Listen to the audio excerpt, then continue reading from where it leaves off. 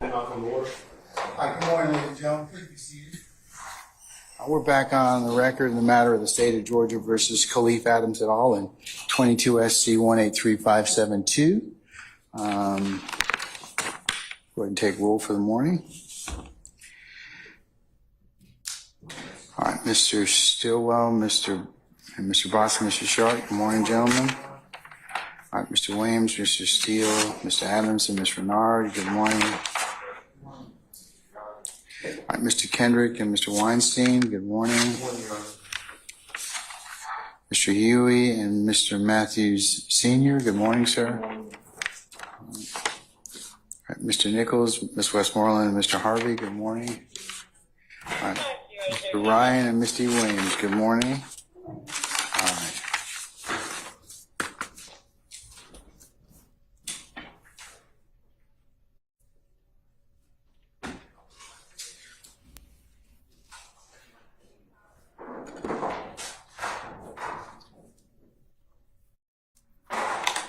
Okay, Mr. Uhowski, Mr. Brown, Mr. Atkins, Ms. Love, Ms. Knight, how are you? Good morning. Okay, all right. Okay, Sergeant Brown, all the jurors present? Yes, sir. All right. Anything I need to take up before they come out? I just want to review my motion for severance again and my request for 105 instructions with regard to the litany of investigations that investigated Dennis. So I know you have given me. I continue an objection on those two bases, severance and a 105 instruction. Yes, sir. Okay. Some of our jurors, please.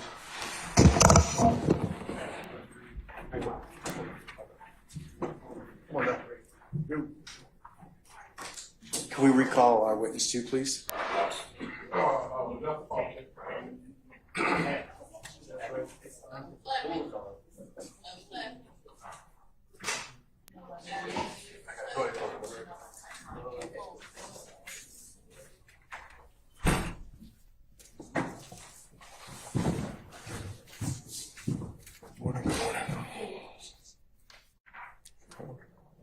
Mr. Adams.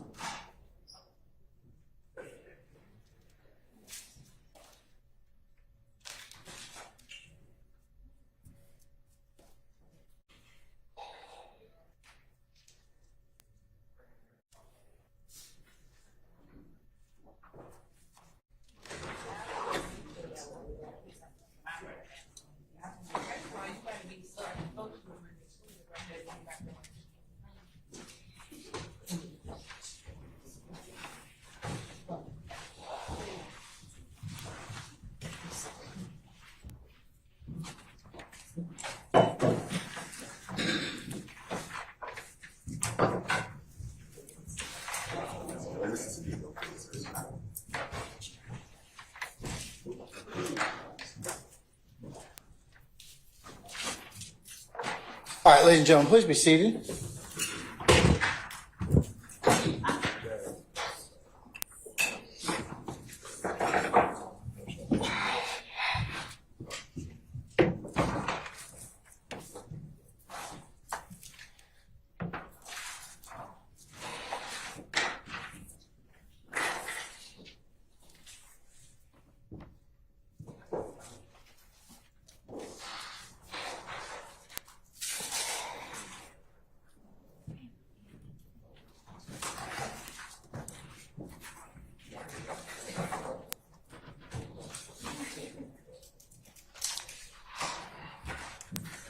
All right, Judge, I'll George President. All right, thank you, Sergeant Ingram.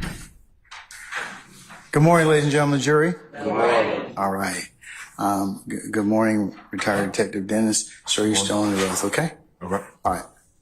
Mr. Adams?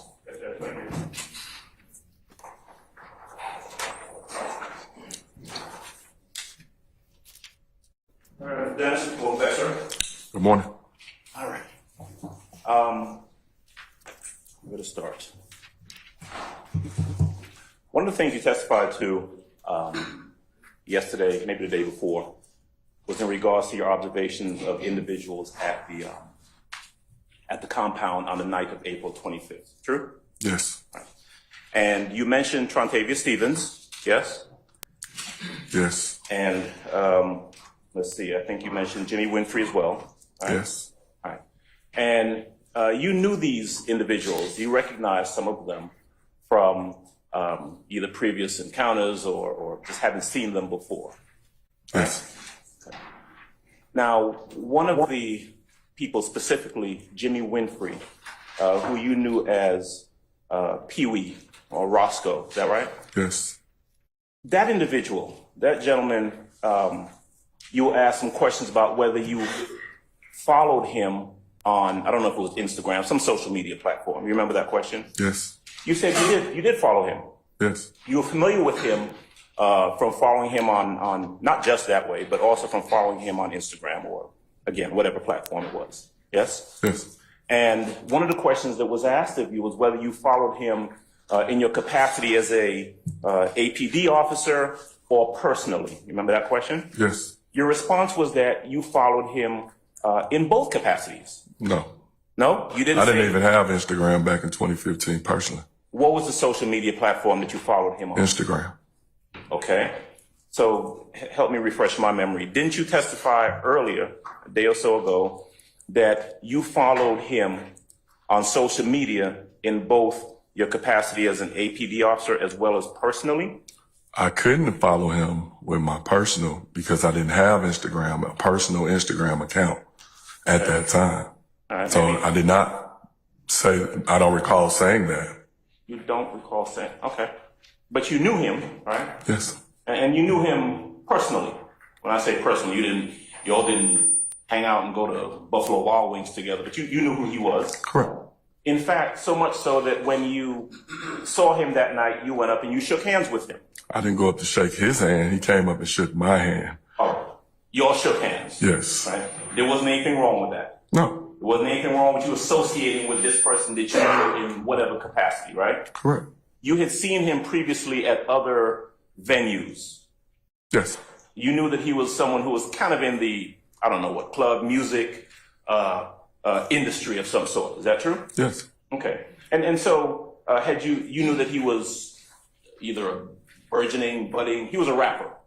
I didn't know that he rapped at the time. Okay. You came to find out that that was the case. Yes. Okay. At the time that you saw him, you knew that he was in whatever form or fashion involved in the music industry, right? Yes. Okay. Now, and there's nothing wrong with you shaking his hand, being associated with him or talking to him. Your Honor, compound and form about something you're wrong. I'll sustain the objection. Just rephrase, Mr. Adams. Okay. At any rate, when you saw him that night, you interacted with him. Yes. Okay. When you saw some of the other individuals you referenced earlier, you either said something to them or interacted with them in some form or fashion. Yes. Trontavia Stevens, were you aware whether he was at the compound that night celebrating his birthday? No clue. You don't know why he was there. I didn't. You don't know why anybody was there. I did. There were hundreds of people there at the compound that night. Yes. And as you described it as I think you described it as either an urban or an inner city, maybe you said hood, neighborhood type of establishment, right? Yes. Where people come and hang out for whatever reason they want to hang out. Correct. Okay. Now, the video that we saw yesterday, right? Remember I asked you some questions about the halftime video? Yes. Okay. Now, you testified that you don't know anything about the makers of that video or the producers or anything like that. Is that true? Yes. Okay.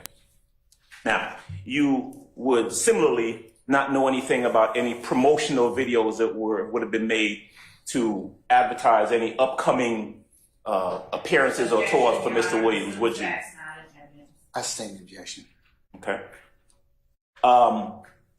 You were shown a video where Mr. Williams is talking about his coming appearance in Louisiana. Is that right? You remember that? Yes. Okay. Now, you're not suggesting that there's anything wrong with someone putting out a promotional video Objection, for their Your upcoming Honor. concert, Form would of you? the question. I sustain the question. You can rephrase. Are you aware of whether that was a promotional video or not? It appeared to be. Okay. Are you aware of whose direction or at whose direction that video was produced? What do you rephrase? I don't understand what you're asking. Okay. Do you know whether or not some management of Mr. Williams suggested that that video be made to promote his upcoming appearance in Louisiana? I don't know. And that's true. You don't know anything about the inner workings of any productions of any of these videos that have been testified to or shown, right? When you say the inner workings, what do you mean? Well, who made them, right? Correct. Who suggested they be made, right? Correct. For what purpose in regards to his profession they were made, right? Objection as to assuming facts. I stand the objection. Well, when we talked yesterday, you recollected or you agreed that Mr. Williams, by the time in 2015, you knew him to be a local, national, international performer. Isn't that true, sir? Yes. Okay.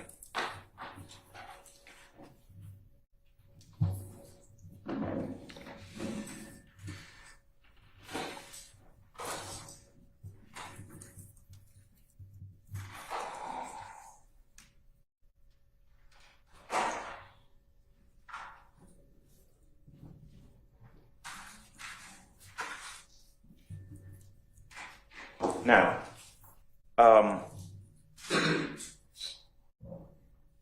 one of the things that you were asked about early on was the different people. You remember the video that you were shown with the cars at the vault? Yes. Okay. And you were asked to describe those cars and whether you knew, what was happening in the video. Remember that? Yes. Okay. I think Mr. Shard asked this question, but the individual that you saw appear, and when I say the individuals, I'm talking about Mr. Stevens, Mr. Winfrey, the other, Mr. Dolly or Dora, whichever one of the young ladies it was. They showed up at different times at the compound, is that right? I saw them at different times. You saw them at different times. You don't know when they showed up? I don't. Okay.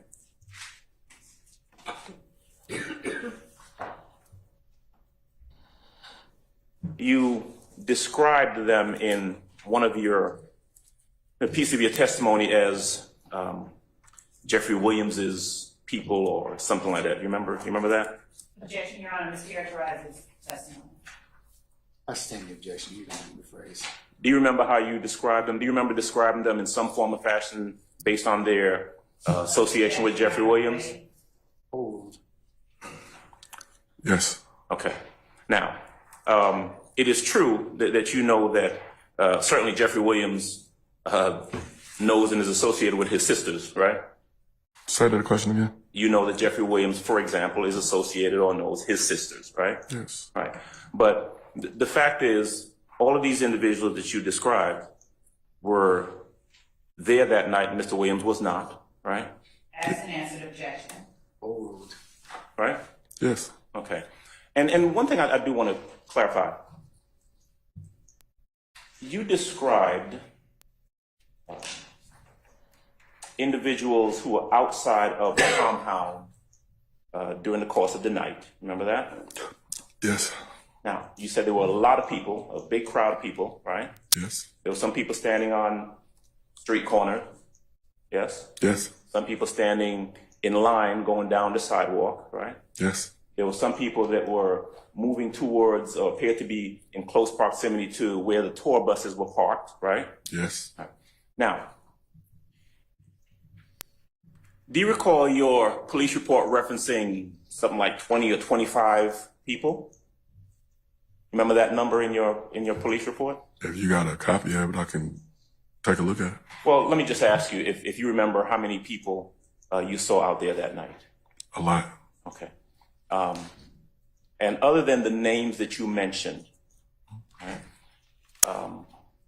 you don't know the association between any number of those people out there, do you? Objection made. Old objection. Do you? I don't know. The ones that I recognized, I know the association between them Right. and where I know them from. Right, but I mean, if you saw 25 to 30 people And you mentioned about what, 5 or 6 different names of people that you knew? Of the crew, yes. You don't know the association between those 5 or 6 people and the other, do some math, 21 or 20 people, right? No, but Or if they were associated at all. if I'm working and I appear to see a group of people congregating together, and it appears that they're together, then one could make the assumption that they're all together. Right, so if you see 25 people on the street corner, you're going to associate that all 25 of those people are associated with each other, as opposed to them just being in the same proximity? That's a strong possibility, but on that night, I saw the people that I recognized and people that I didn't recognize standing together on the same corner. Right.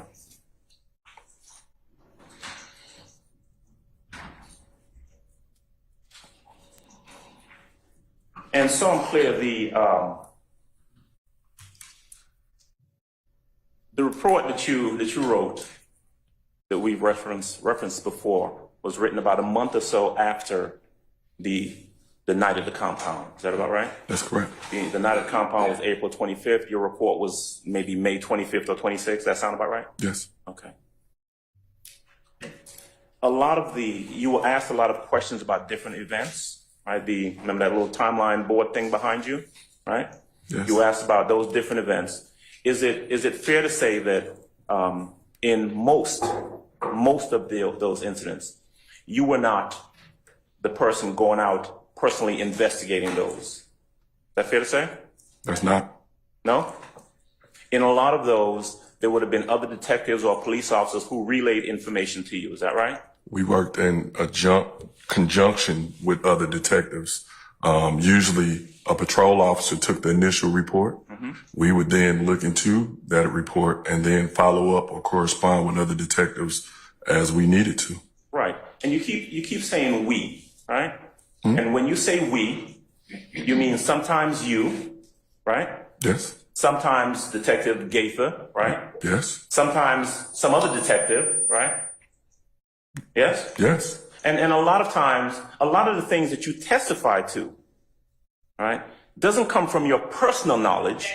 It comes from, Hey, look, when there's an objection, stop talking. well, can I ask a question before she? If there's an objection, stop talking. I'll give you directions after that. Okay. Yes, sir. All right. Basis.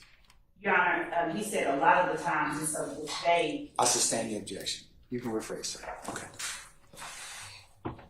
Information that you've been asked a lot of times, I think the way it was phrased is, in the course of your investigation. You remember hearing that phrase? Objection vague, Your Honor. I sustain the objection. Well, in the course of the investigation that you've been testifying about, a lot of the information that you got came from hearsay statements from either officers or individuals. Isn't that true? I sustain the objection. All right.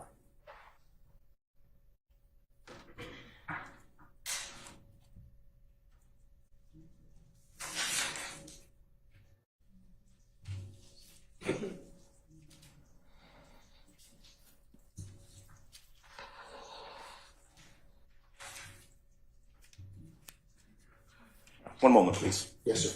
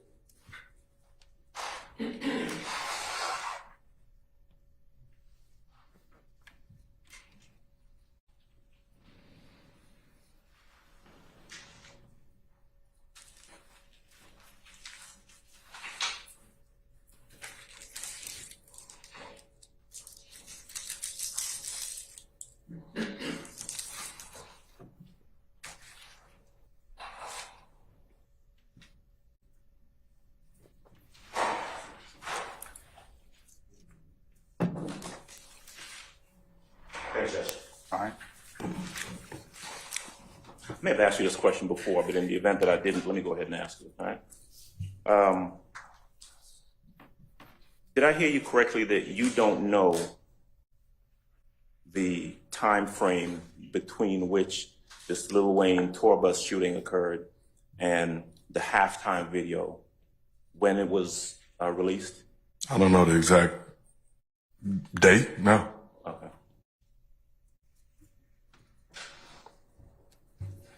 All right.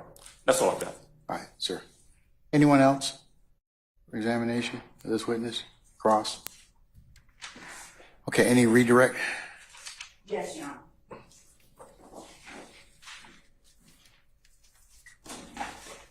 Honor.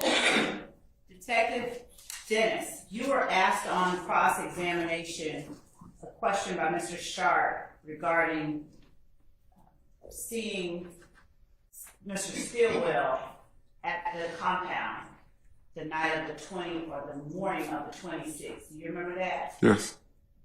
And do you recall saying something akin to you hoped that he had gone inside and had a good time or something like that? Yes.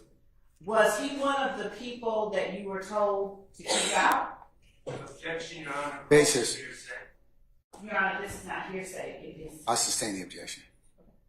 Was he one of the people that you were intending to not go into the club to interact with Lil Wayne? Objection, Your Honor. Still calling. Your Honor, the instruction. I sustain Mr. Adams' objection. I agree with Mr. Short's objection. On direct examination, did you talk about instructions that you were given regarding what you were supposed to do at the club? Yes. I sustain the objection. When you saw Mr. Stillwell, did you intend to follow or carry out the instructions that you were given as it relates to what was happening inside the club? Objection. Oral, sir. Can you repeat the question? When you saw Mr. Stillwell, would you tell the jury whether you intended to carry out the instructions you have been given as it related to who to let in or not let in the club? For myself, I was working traffic, so I wasn't at the entry point into the club. Like I said previously, there are about 15 officers placed throughout the club. My assignment was traffic. The officers at the door would be the ones that would make the decision on who came in or not. That was not for me to make that decision.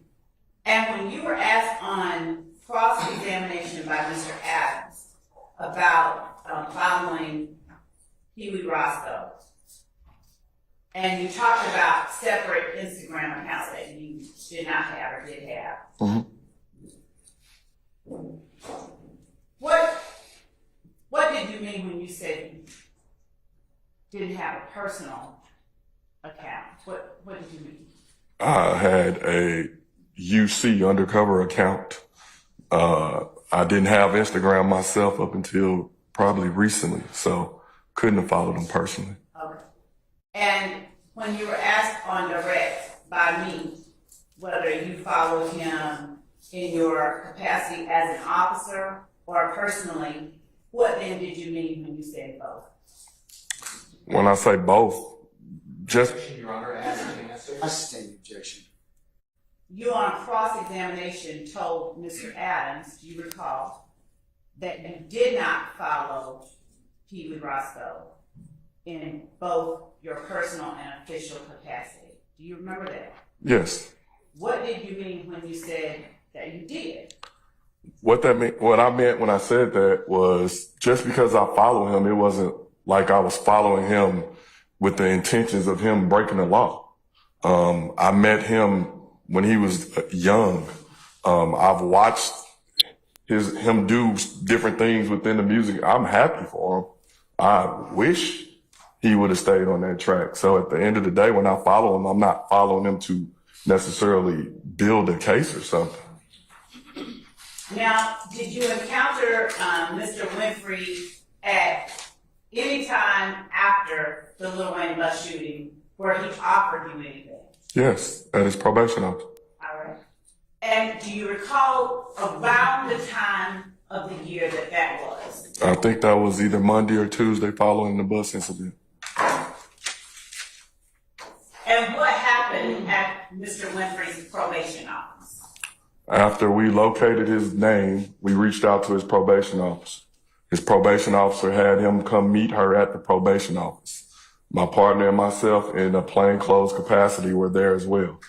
As soon as he saw me, can I curse?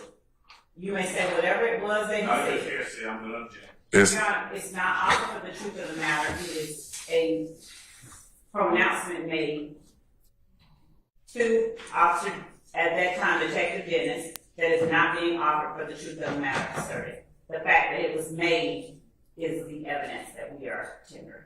The fact that it is made is not a proper response to It a is. hearsay objection, and we don't have any misinformation to be on reference. Yeah. That's a speaking objection. I'm gonna rule the objection, okay? Go ahead. Answer it. When Mr. Renfrey saw me and my partner sitting there, he said, "Oh, fuck." And he went into his pocket and got money. And he walked up to me and said, "I was tripping the other night." And I looked at my hand and I said, "What's this? I don't get down like that." And he just kind of, "It's cool," or whatever. And at that point, my partner and I looked at each other, knowing what we were there for, like you just pretty much told on yourself. And what did he put in your hand? It was $200. And was it in what form? Do you recall what form it was in? I believe it was two $200 bills. And what did you do with the $200? I put it in That's any relevance. Overrule, sir. Go ahead. I put it in an evidence envelope and sealed it up and initialed it and put it in my file. All right.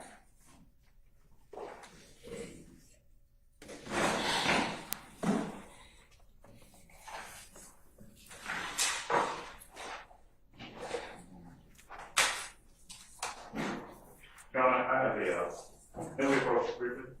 Sure.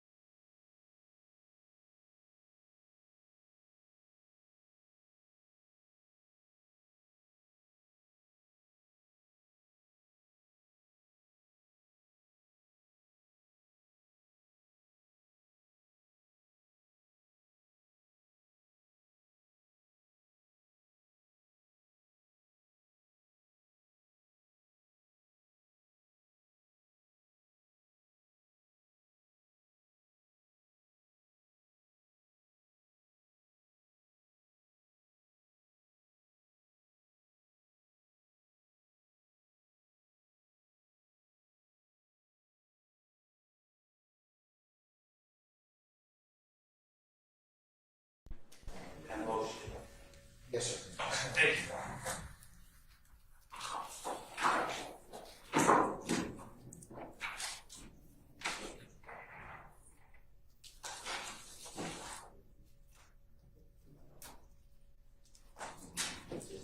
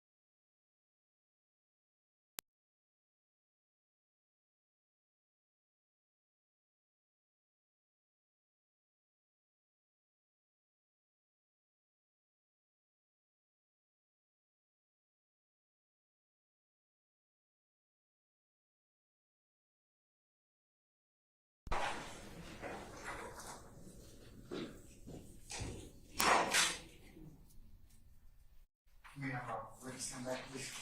Would you detect attendance, please?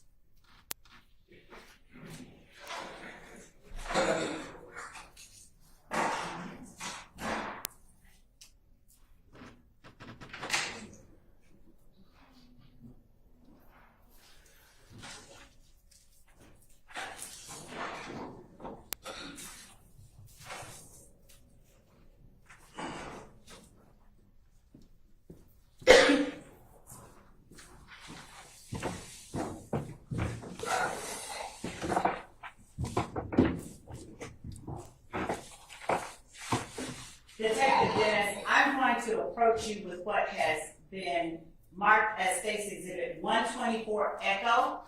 And, Your Honor, for the record, the state has cut it open at the bench.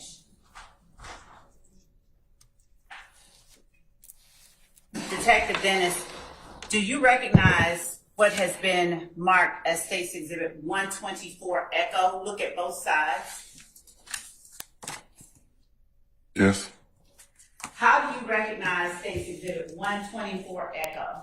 It's an evidence envelope with the case number and my unique ID number on it. And did you do anything with State's Exhibit 124 Echo back in 2015 as it relates to the Lil Wayne bus shooting incident? I put Jimmy Pee Wee Winfrey on it, and then I put the evidence marker on it, initialed it, and put the date on it. And did you seal that envelope up that is labeled State's 124 Echo? Yes.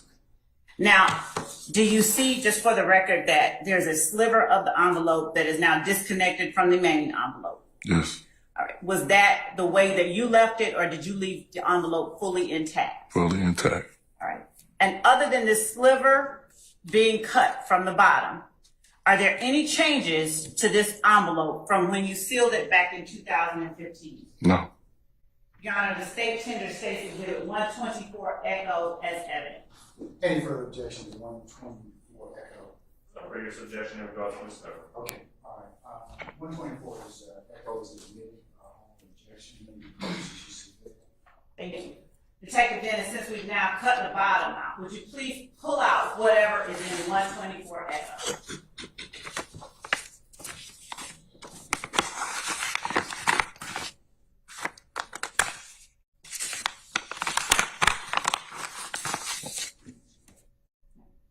Would you turn around and hold it up to the jury? You can stand up and tell the jury what you're holding in your hands. $200 bills. Two $100 bills? Yes. All right. And where did those two $100 bills in the sealed envelope from 2015 come from? Mr. Jimmy Winfrey. And is there any kind of date on those two $100 bills in terms of the date the money was manufactured or anything? Are you able to see that? It say Series A 2003 at the bottom, I guess. And that's both or one of them? Both. All right. And are there any serial numbers on the bills? Yes. What is the serial number of both bills? Just read them in sequence. One is F as in Frank, L as in Lincoln, 848-707-55, B as in boy. The other is D as in David, F as in Frank, 49037-880, B as in boy. Thank you. Why did you put those two $100 bills into an envelope and seal it up? Objection, relevance. Oh, sir. Because first Oh, jury, now. off, I was insulted because that's an insult to what I stand for. Objection, that's the relevance. Without talking about your insult, is there any reason beyond your feelings of insult that you put those two $100 bills into that envelope? So we can maintain it and have it as evidence, or just to pretty. So that it was done? Objection to the testimony by the prosecutor. I'll sustain objections to the. All right. Use your words. Say again? Move to strike right. Ladies and gentlemen, disregard the last. The prosecutor's last word. Prosecutor's last. In your words, why, beyond your level of insult, did you put the two $100 bills in the envelope. So that we have it, and so that it's stated for the record that you can't buy me.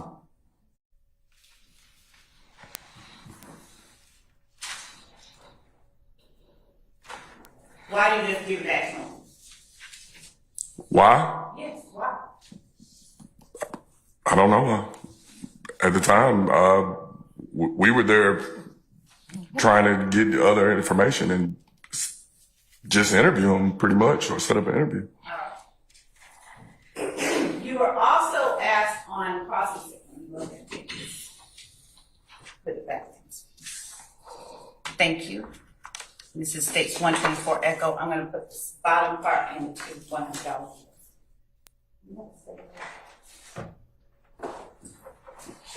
Yes. For the record, Your Honor, I'm just placing 3 staples at the bottom.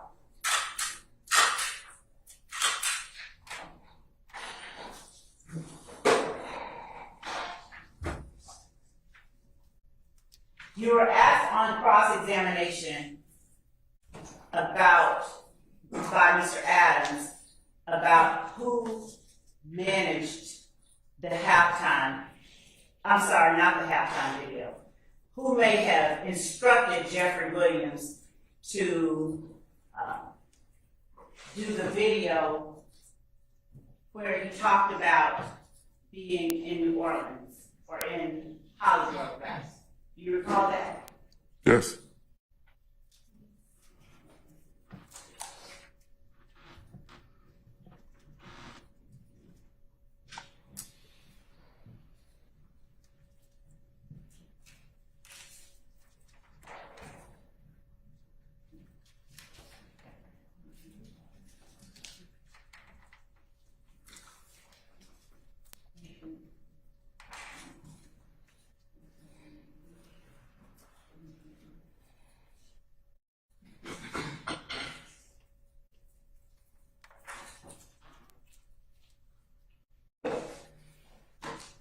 Just one moment.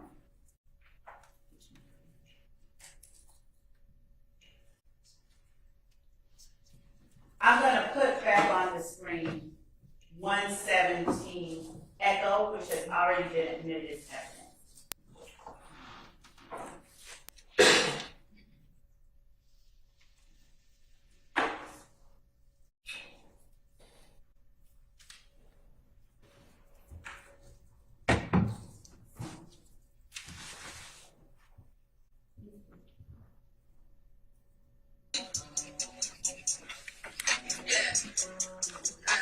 Yeah, YSL.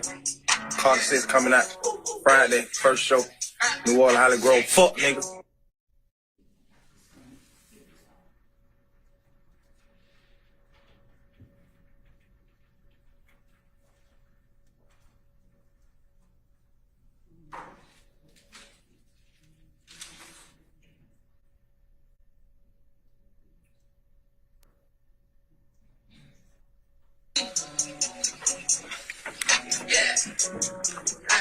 Yeah, YSL.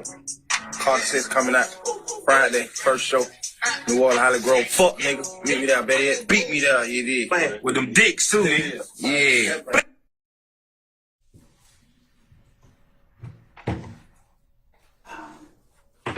Now, when you were answering the question about promotional videos by Mr. Adams, is this the one that you were talking about, 117 Echo? I believe so. All right. Now, do you know whether that's a promotional video? No. Do you know? Oh, I'm sorry.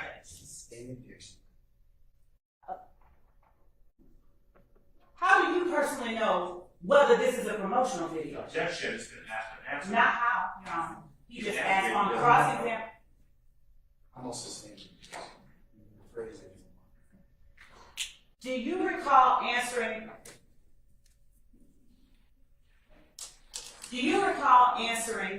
Mr. Adams' question about that being, or whether that 117 Echo is a promotional video? Do you recall answering it? That's all I'm asking. Yes, I guess. All right.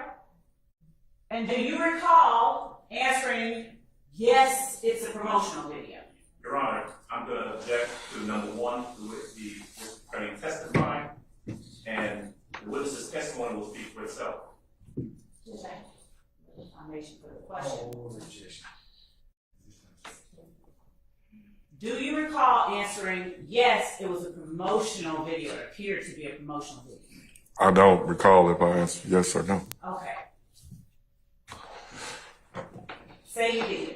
Say yes, it's a promotional video. Do you have any personal knowledge? Yeah, that.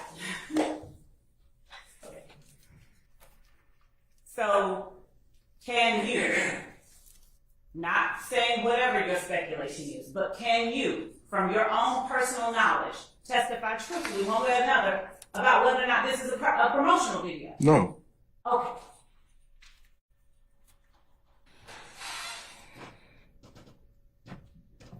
And can you, through your own personal knowledge, testify truthfully about whether anyone other than Jeffrey Williams told Jeffrey Williams to say what he said in that video? No. Objection to the form of the question. That's the same question. Who was talking in the video? Jeffrey Williams. Who? Jeffrey Williams. And for the record, does he say anyone told him to say what he says in the video? No. And for the record, is there anybody whispering anything in front of him or in his ear as he's speaking into the video? Basis. Question. Video will speak for itself. That's the same. And because the record, Your Honor, can't reflect the next question I'm going to ask him if there's an objection. Well, For the I'm record, objecting to is the there- form of that question in the speaking question of the court. I don't know what that is. Just disregard. I'm going to disregard counsel's last statement, ladies and gentlemen.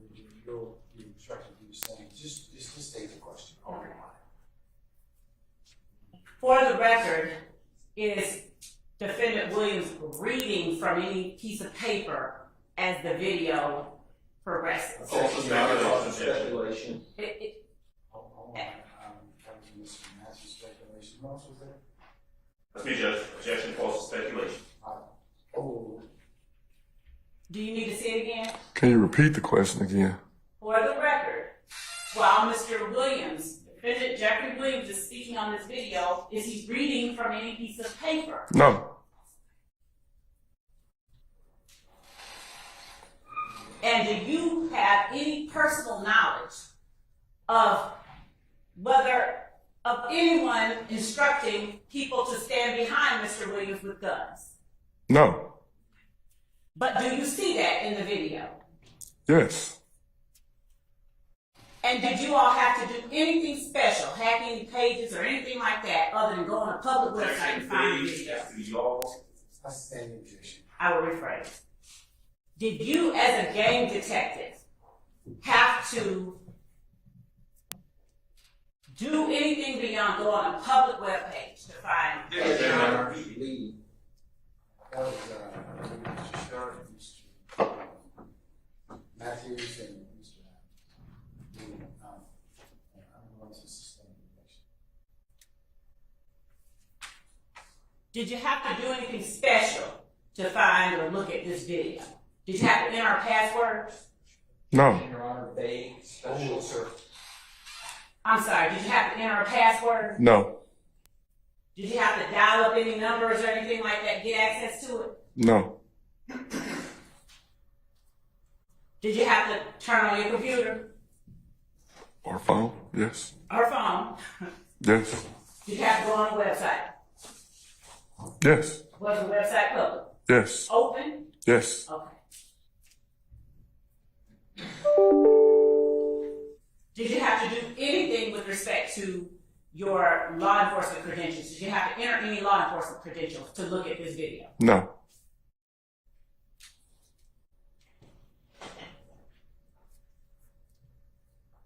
You were also asked by Mr. Adams about the halftime video that we saw yesterday. Do you recall being asked by Mr. Adams today about the halftime video? Yes.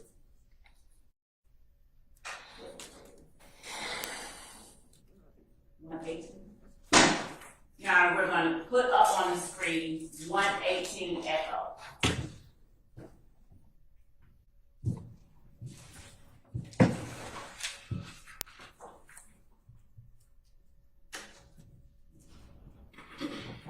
Wait, you know, is that even knowing now? 118 Echo was.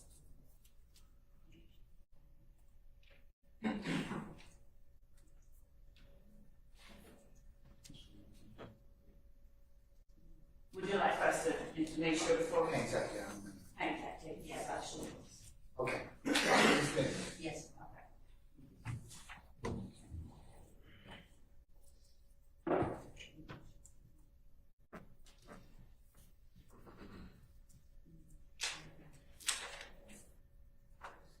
All right? Awesome. All right? On that halftime video, at 3 seconds in, for the record, would you tell the jury what is written on the screen? It says by director BLB. And that's B-E space E-L space B-E. Correct. And who is in the frame as that said, as that language is written? Jeffrey Williams. Go ahead.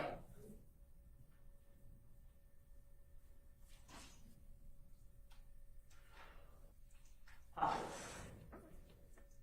Pause.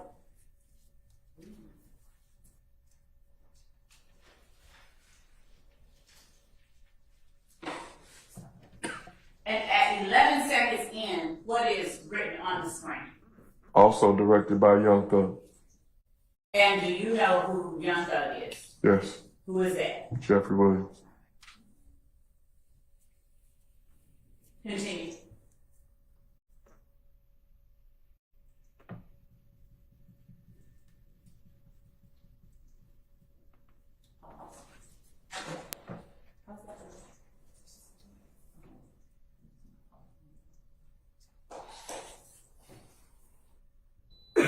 Did you at any time while watching this halftime video, and let me back up and ask, this video, was it also available publicly?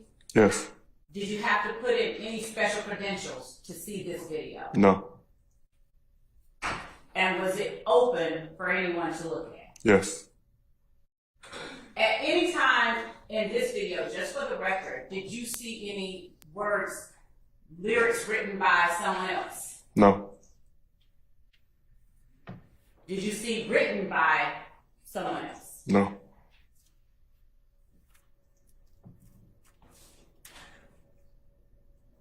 You were asked.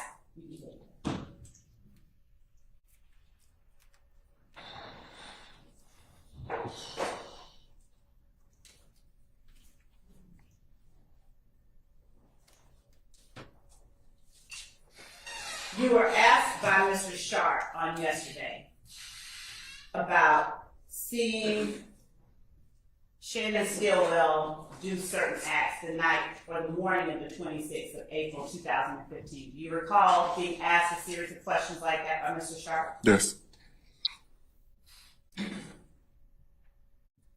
During the time that you were assisting in the investigation of the Lil Wayne bus shooting, did you learn of any... Objection, Your Honor, calls for hearsay, confrontation clause. Your Honor, I haven't asked him about what anybody said. Oh, objection, sir. Did you learn of any publicly available social media back and forth between Young Thug Objection. and Lil Wayne? Still facts not in evidence. I'll just say that objection.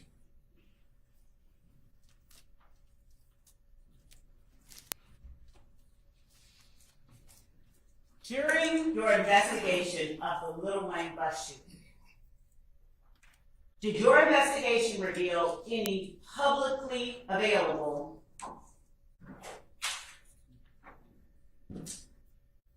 messages and media Yes. between Jeffrey Williams and Lil Your Honor, I'm Wayne? going to object. It's the same question, and it assumes facts not in It is evidence. not, Your Honor. I I'm would not. also subject to the court's previous ruling. Your Honor, I must say.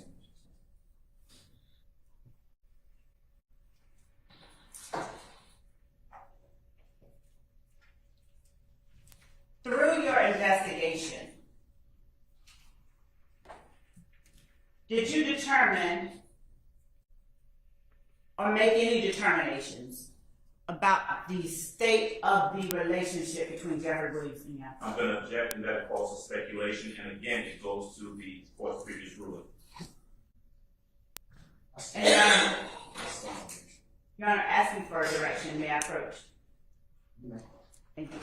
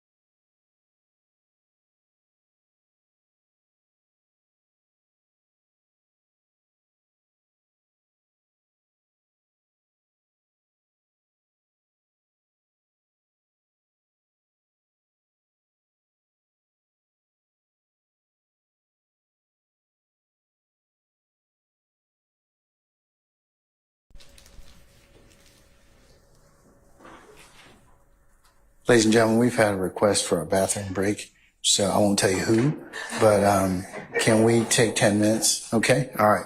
Okay, everybody can take 10 minutes, please. All right.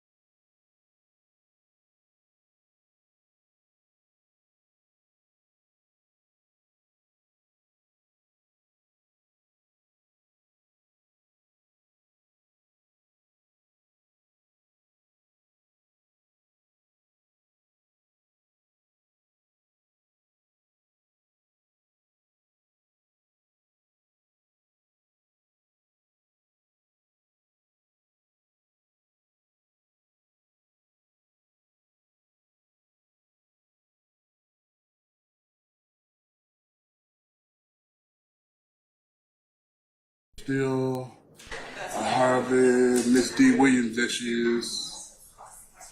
Matthews is not in here. Okay. Okay.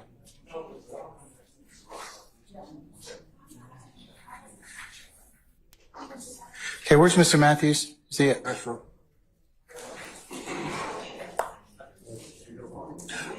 Oh, there.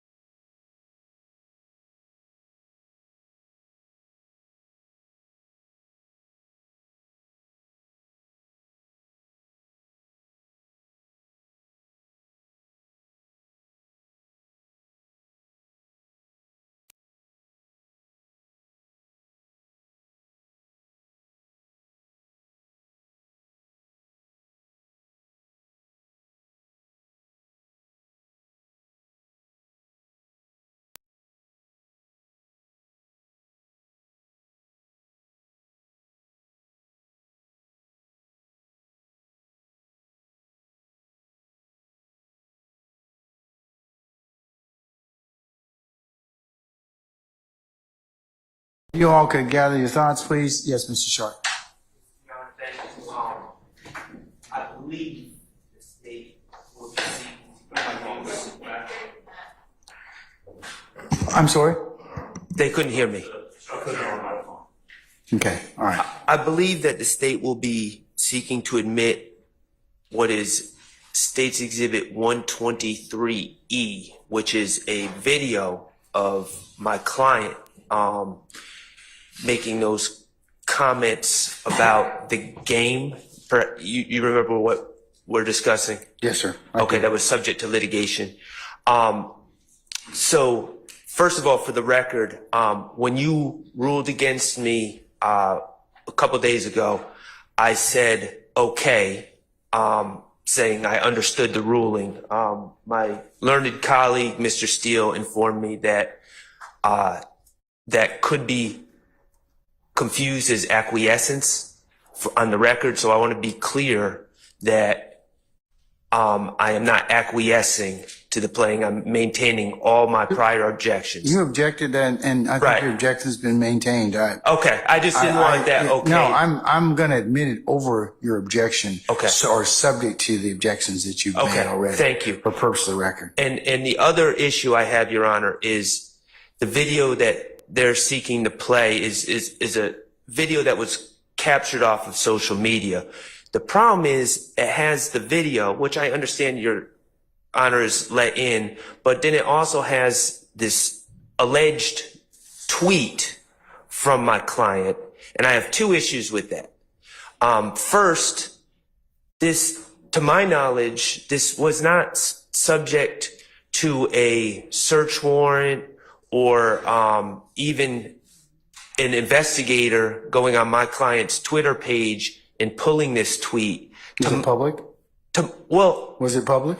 it was published, not Public? by, No, I said, is it public? it is public. So it was obtained from a public site. Well, but it's obtained from someone at College Kids website or whoever put this social media post up. We have no idea where they got it from. So, I mean, I don't believe that proper authentication. We've had this discussion before, and that was part of your objection. So I've heard it. I'm still going to overrule it. Okay. Well, and then in the event that you were going to overrule me, my other issue with it is those should be two separate state's exhibits. There should be a video and then there should be a tweet. There should not be a video with a tweet embedded by collegekids.com or whatever the social media website they got it from. Those are two separate pieces of evidence and they should not be displayed together. That's how it was displayed for, I guess, to get clicks on social media. But that's not really how, in my opinion, we should be doing it for trial. Those are two separate pieces of evidence. And so I would object. I would ask that the tweet, if Your Honor is going to find that there is authentication for the tweet, at least it should be removed from that video or darkened out off of that video, and then they can also admit the tweet. State, the last issue in regards to the video and the tweet. So it was the defendant's video of him posting and his social media handle, his words. We can make it two separate, but we don't think that there's a need to because he's the one that posted the two together, he being the defendant. I don't. And I'm not sure if Mr. Shard is speaking of the one where we had the long tweet after. I don't believe what the state said. I don't believe it to be true. Because this is a professionally curated thing where they have the video and a tweet on top of it, and I'm sure the state can play it. But to my knowledge, I don't even know if my client is a person who posted that video, but also to my knowledge, there's no evidence that my client released to the public a video of himself with a tweet allegedly of him tweeting as part of the same digital media. I think that was done professionally by whoever runs collegekids.com. And, you know, collegekids.com is not really the entity that should be preparing the evidence for this case. And if it's two different pieces of evidence, they should be presented separately. All right. If that's all you have at this point in time, Mr. Shaw, is that it? That's it, and all my prior objections. All right. I'm going to overrule your objection, okay? All right. I understand. All right. Can we get our witness, please? Before that occurs, State showed us a while ago what they've marked as State's Exhibit 125 Echo, which purports to be items that we discussed with the court previously. They are videos of Mr. Williams. The first one, recognized, we discussed that has Mr. Williams talking. The second one also has Mr. Williams talking. There's a third one, and these are all stitched together as one video. Goes from one into the next, into the other. I don't know how they put it together, but the third one appears to be Mr. depiction of Mr. Williams rapping over a Future's a rap artist, song. And I don't believe, and maybe I can be corrected, I don't believe that last image or video has been litigated in regards to this admissibility. I recall the first two, and the court ruled on those. We said that those two can be admitted over our objection, but I do not have a recollection that we've actually addressed that third one. Obviously, our position would be that I oppose it. I object to it for all of the same objections that we made in regards to the other two videos. But unless I can be corrected, I don't believe there's been any adjudication, any ruling on that third one that they've put together as part of State's Exhibit 125E. And Your Honor, just to keep things moving, we don't have to, and we will not at this time attempt to tender that portion of this video for those reasons, just to not have it something that holds things up. So for the record, the exhibit number will be State's Exhibit 125 Echo. The first 9 seconds, the first 31 seconds of State's Exhibit 125 Echo are the exhibit that we've just played for the jury, that is 117 Echo. And the second portion is a total of 16 seconds through 31 seconds, which is the part that Mr. Adams is speaking of. And what we will do, therefore, is not play the last part that he says has not been litigated. All right. It's not just that I say it has not been litigated. Okay, that has not been litigated. I'm not meaning to mince words. We won't play it. We won't play it at this time. We won't tender it. We won't try to publish it. We won't do anything with it. Right. For those reasons, to keep Okay. it moving. All right, sir. Summon our jurors, please. And get our witness, if you wouldn't mind. Thank you.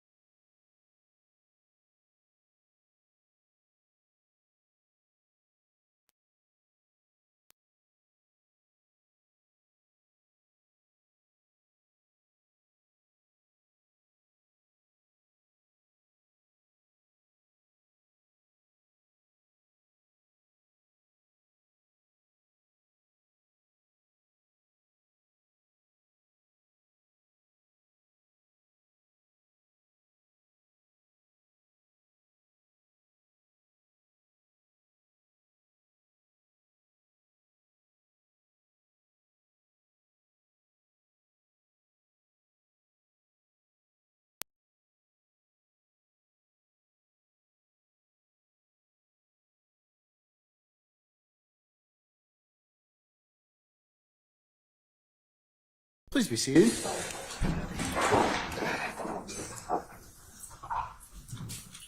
Yes. I'll just bring the counsel. All right, thank you, Sergeant Ingram.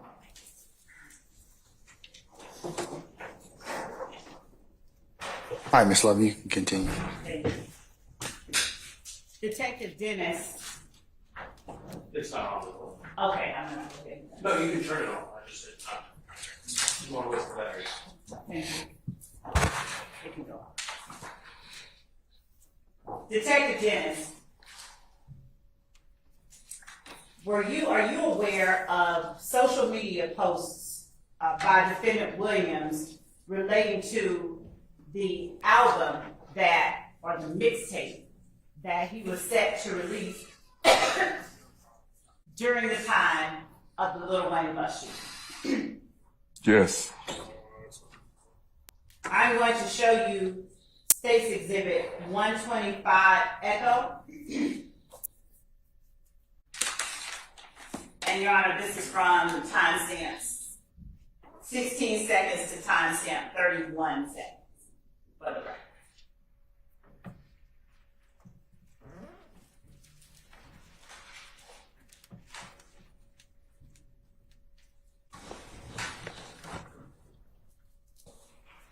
Making sure it's all good. So from 16 seconds to.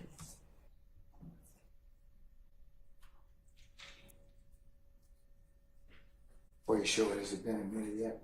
No, Your Honor, we're not showing it till it's.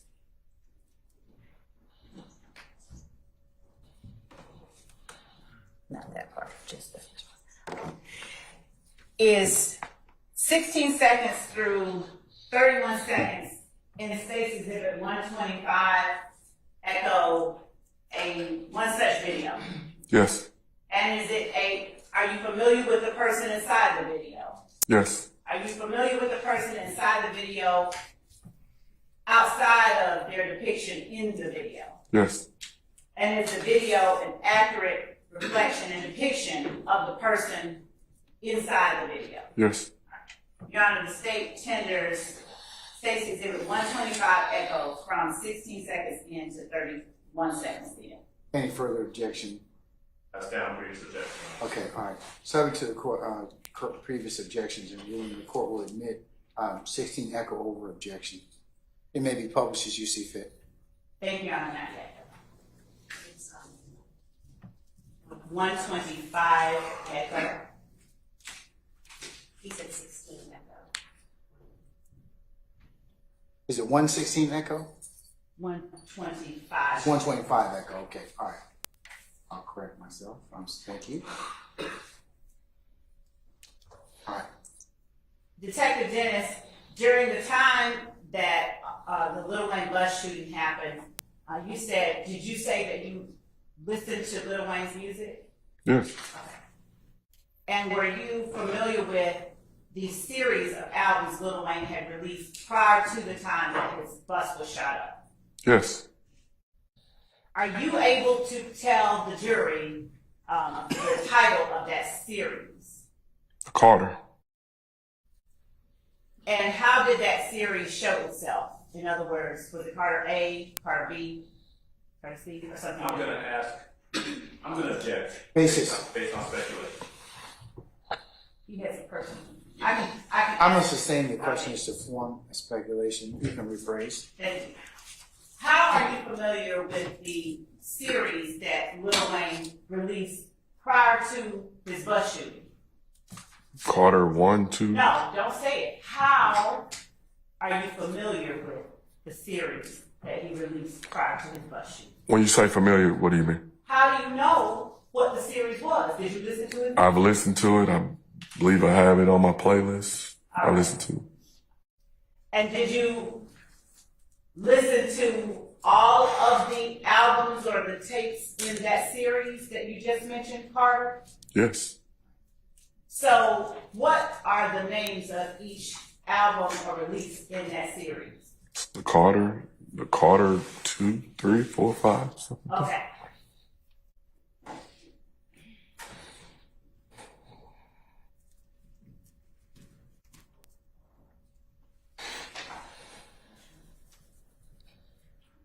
So I'm gonna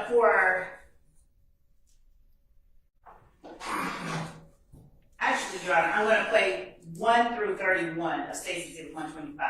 The first 31 seconds are also contained in State's Exhibit 117 Echo. Then I'll object, that's cumulative.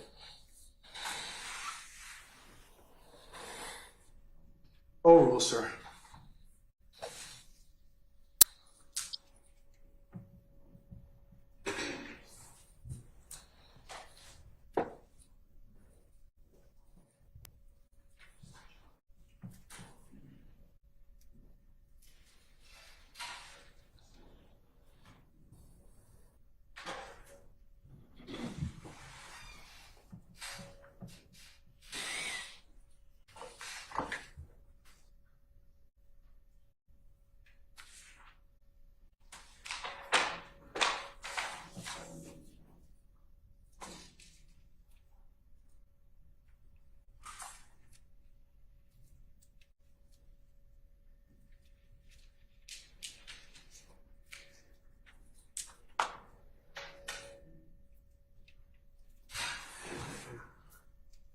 Okay, you may play.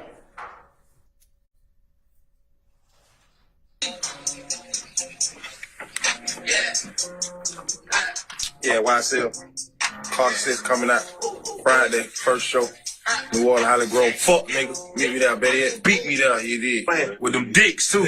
Yeah. Can't name the mixtape Carter 6, cause these fuck ass niggas trying to sue. Just like some hoes. Big old blood, so I'm going bar the 6. On the fucking way.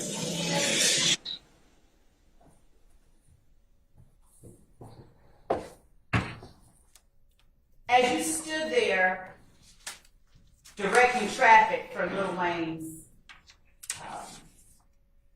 appearance that night, did you know of any lawsuit regarding Carter 6 and Barber 6?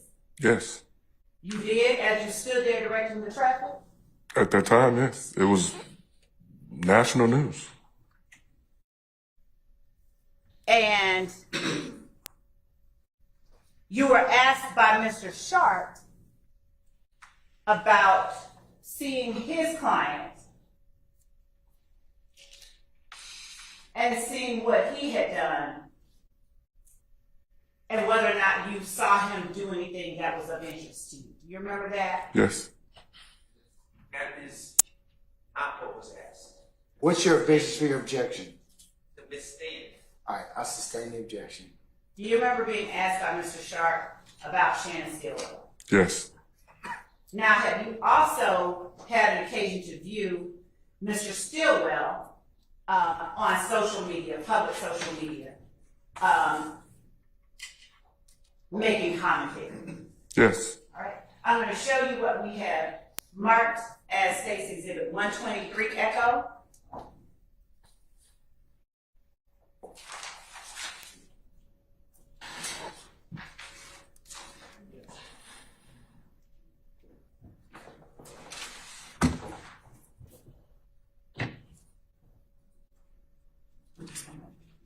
That's fun, yeah.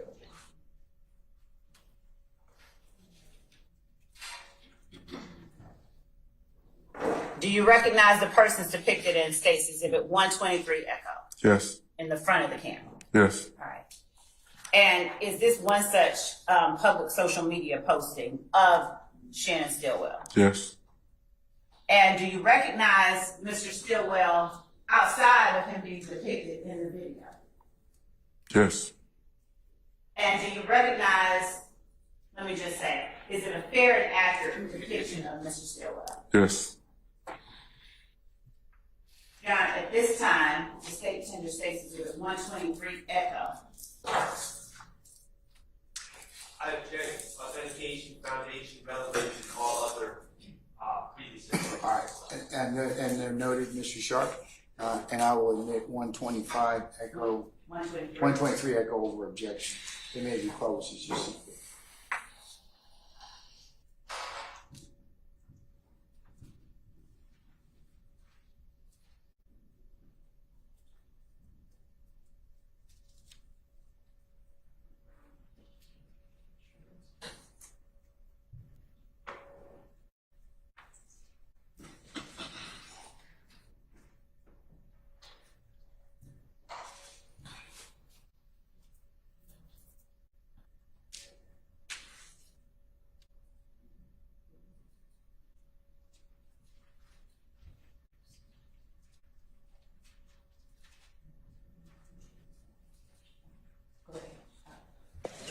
That same shit that got Biggie and Tupac killed, little fuck, nigga. Pussy ass nigga, get your bitch ass killed. YSL for life. Yeah, Can't come that low. Hey, gang, you bring your pussy out here, you gonna see me. I'm at your fucking neck. Fuck anybody. Did you recognize Mr. Stillwell in the video? Yes. And for the record, where is Mr. Stillwell as we sit looking at the first clip of the video? The person on the screen in the front of the video. And the person seated behind Mr. Stillwell and to the right of Mr. Stillwell. If you Just a second.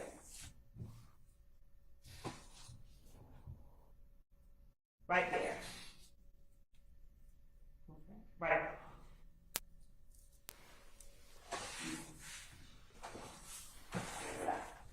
And Go ahead. the person depicted on the screen to Mr. Stillwell's behind him, not where the hand is, just behind Mr. Stillwell. Who is that person? That is Quindarius Zachary. And is he also YSL? Yes. That's at 15 minutes, 15 seconds. Thank you.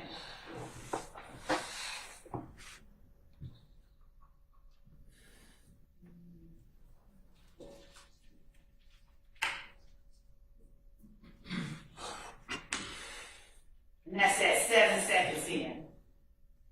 And 8 seconds in. The person besides Mr. Stillwell, whose face is shown at 8 seconds in, is that the person you were referring to as Mr. Zachary? Yes.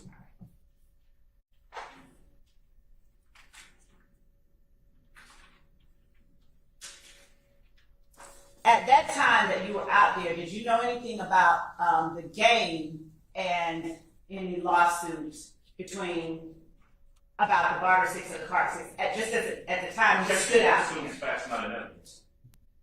I sustain the objection. Were you concerned as you stood on the street corner directing traffic at all about the game that night? No. And the game, to your knowledge, what is it? Just like a basketball game, or is it an artist, or is it something else? It's another rap artist. Another what? Rap artist. All right.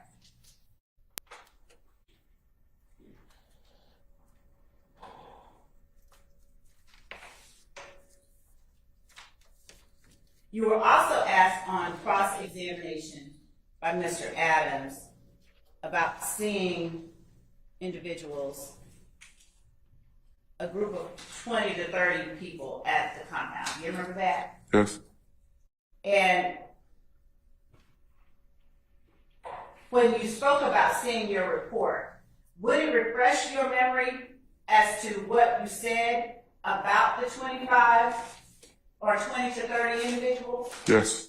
I'm going to object. There's been no question asked, but he's indicated he needs his recollection refreshed. I sustain the objection. Thank you. Do you recall speaking to the jury about a group of people with Pee Wee and Mr. Zachary? Yes. Do you recall saying that they had about 25 to 35 people with them? Yes.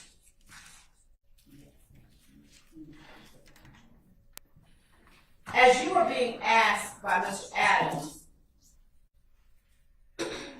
about the association of the people in that group, do you recall that? Yes. Are you able to tell the jury why you surmised that Mr. Zachary and Mr. Winfrey had 25 to 30 people with them? I'm going to object to the form of the question and misstates the testimony previously. I sustain the objection. You can rephrase. Yes, Your Honor. Do you recall what you reflected in your report about the people with Mr. Zachary and Mr. Winfrey the morning of the 26th? I can look at my report. Would looking at your report refresh your memory? Yes. Your Honor, the state is approaching with State's Exhibit 113 Echo Romeo.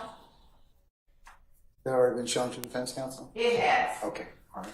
Thank you. just read over it. Don't read it out loud. Starting at the paragraph where I have my finger.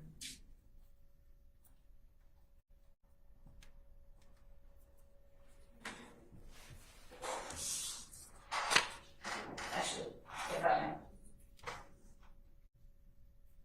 Start here. And then read to the end of the page.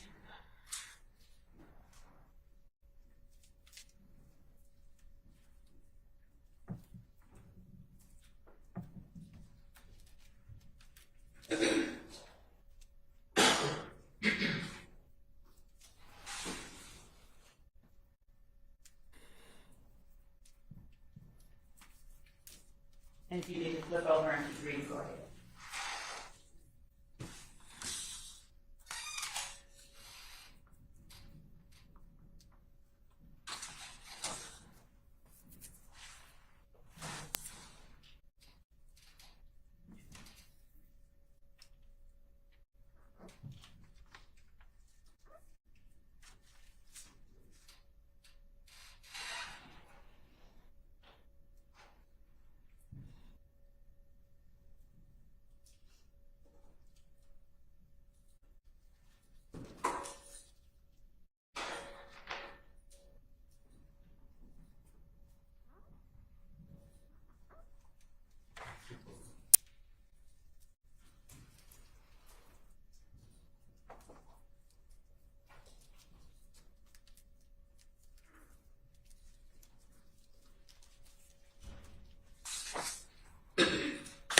Has your memory been refreshed about what you wrote in your report? Yes.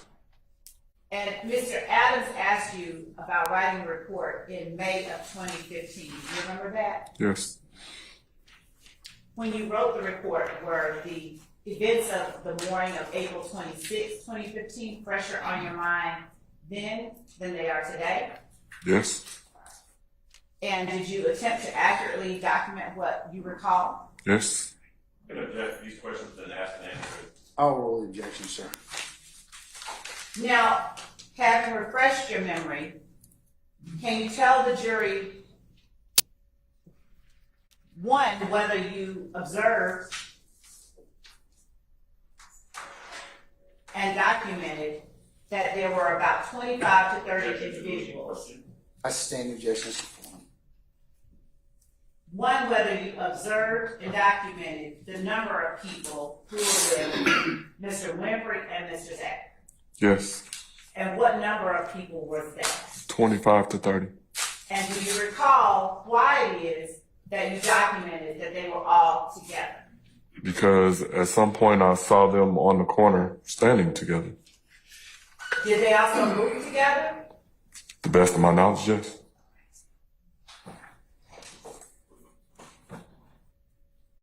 And do you recognize people in that group besides Mr. Zachary and Mr. Winfrey as members of YSL?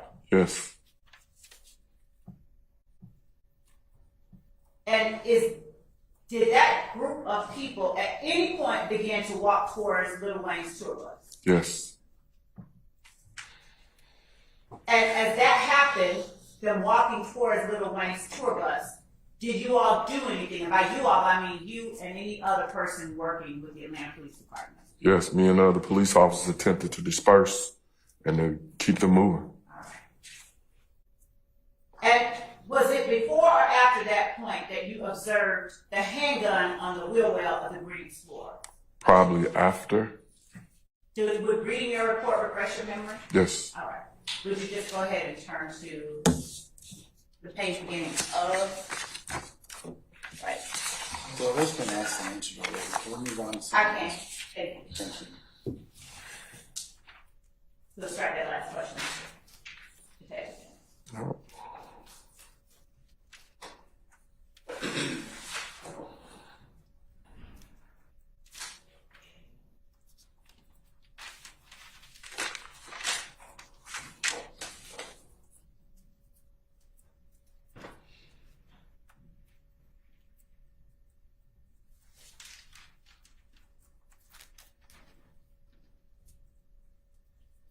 Did Mr. Sharp ask you about where Shannon Stillwell was on the morning of April 26th. Do you remember him asking you questions about that? Yes. Now, were you with Mr. Stillwell before he arrived at the compound with Mr. Garlington and Mr. Stevens? Was I with him? Yes. No. And were you with Mr. Stillwell after he left the compound? No.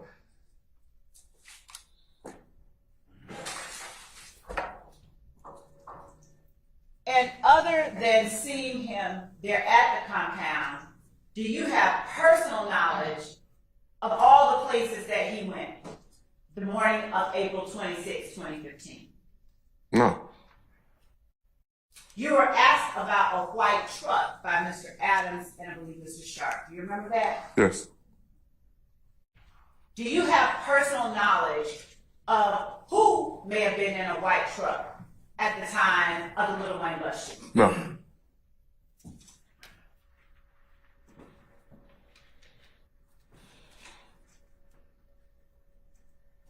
And do you have personal knowledge of where any member of YSL, where all they went after they left the compound? No.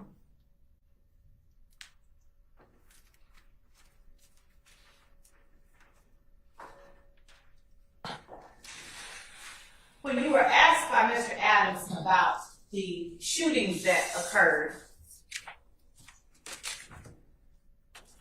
on the timeline that we have up here, do you recall Mr. Adams asking you whether or not it was true that Kenneth Copeland pulled a gun out on you and Detective Gaither? Yes. Do you recall what your response was? Objection has been asked and answered. I sustain the objection. Did he ever pull a gun out on y'all? Objection has been asked and answered. Sustain the objection. All right. Now,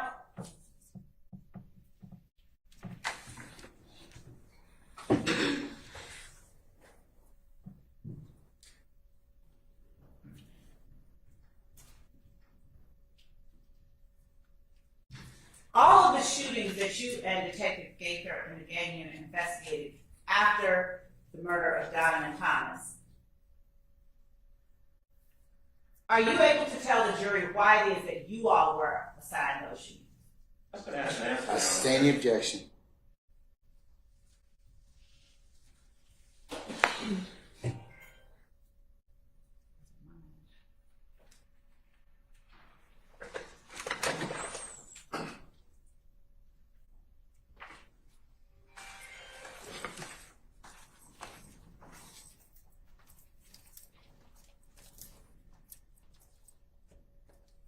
Did you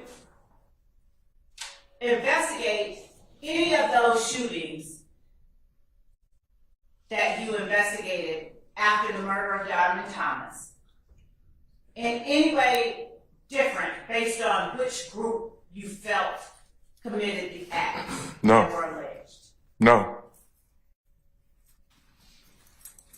Just one moment.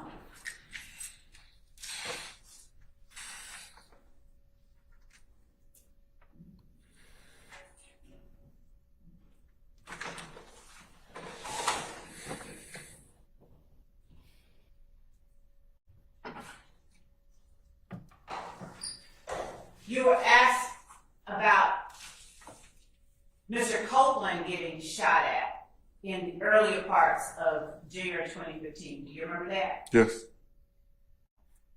Was Mr. Copeland the only member of YSL getting shot at during that time? No.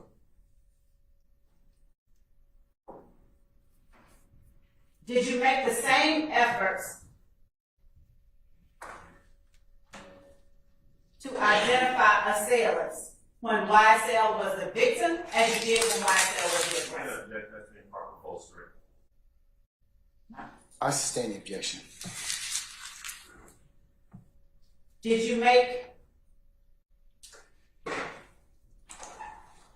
equal efforts to identify assailants even when YSL was the I'm victim? going to object to the same question. And I'll sustain the objection. Sure.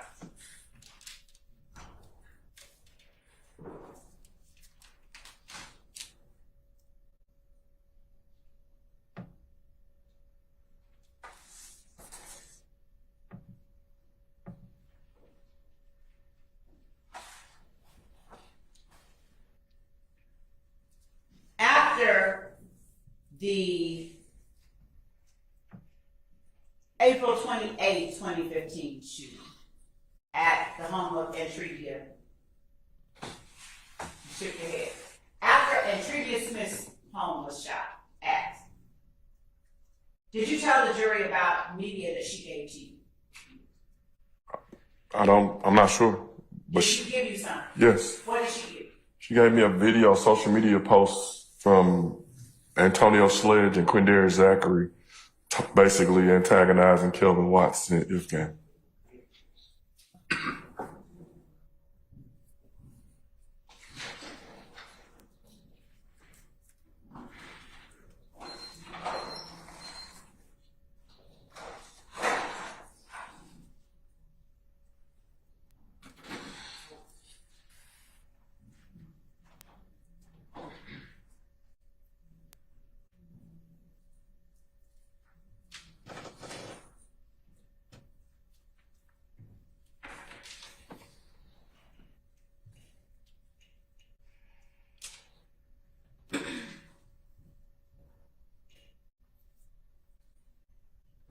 And did you find that video of any value in your investigation? Yes,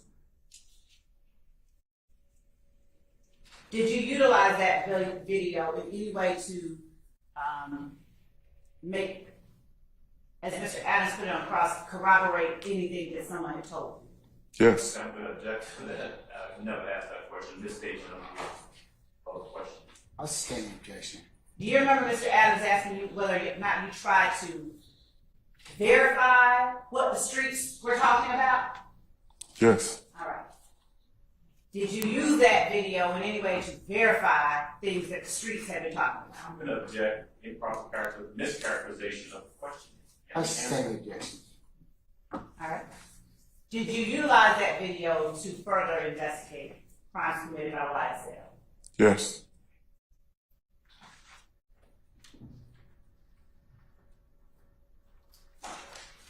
When you were given information during your investigation, did you attempt in any way to speak to other people about the information maybe one person had given you? I'm going to object as to vague other information. I'll sustain the objection.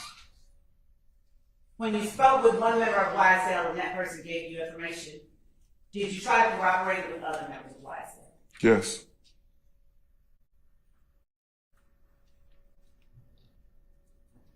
At times were you able to actually do that, corroborate? yes, Objection, Your Honor, hearsay. Oh, sir.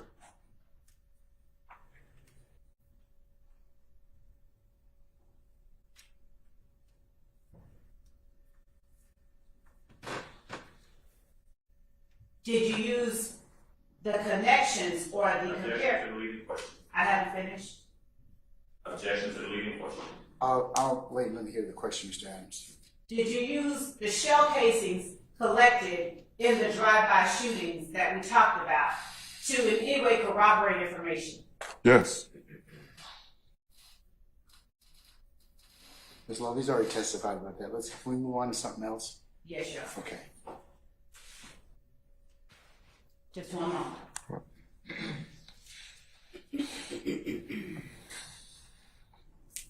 Thank you, Your Honor. That's all I have. Redirect, or we should say recross, Mr. Sharp.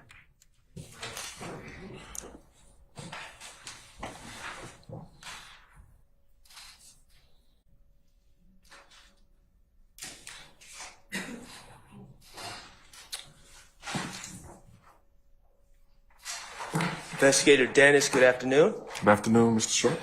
All right. We've been talking about a white truck. And you did not see one on April 25th. Objection asked and answered by Mr. Sharp. I'll sustain the objection. That's fine. Is it fair to say that you were confused about why I was asking about a white truck? Objection, Your Honor, as to vague and improper questioning. Being confused. I'll sustain the objection, Mr. Form. You can rephrase, sir. Okay. Did you know why I was asking about a white truck yesterday? Objection, relevance. I'll sustain the objection.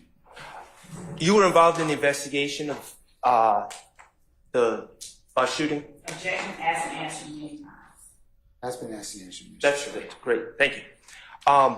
Are you not aware that Alvin Lewis, the bus driver, described two cars zooming by? Objection, Your Honor, as to you testifying or telling a witness about the testimony of another. I'm gonna overrule the objection. Are you not aware that Alvin Lewis, on the night of the shooting, described two cars driving by on the driver's side of the bus? One being... Objection, Your Honor, mischaracterization of testimony. I'll sustain the objection, Mr. Foreman. You can rephrase the question, Mr. Sharp. Are you not aware that Alvin Lewis described a white truck driving by the bus at the time of the shooting? Overrule, ma'am.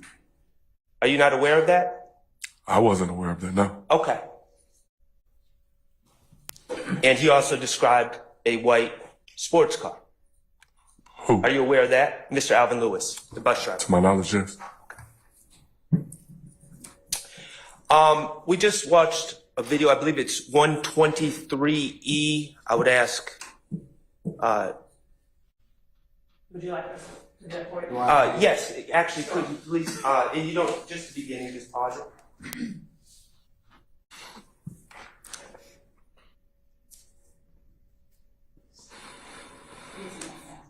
No, I thought you wanted to play it. I just wanted to play it.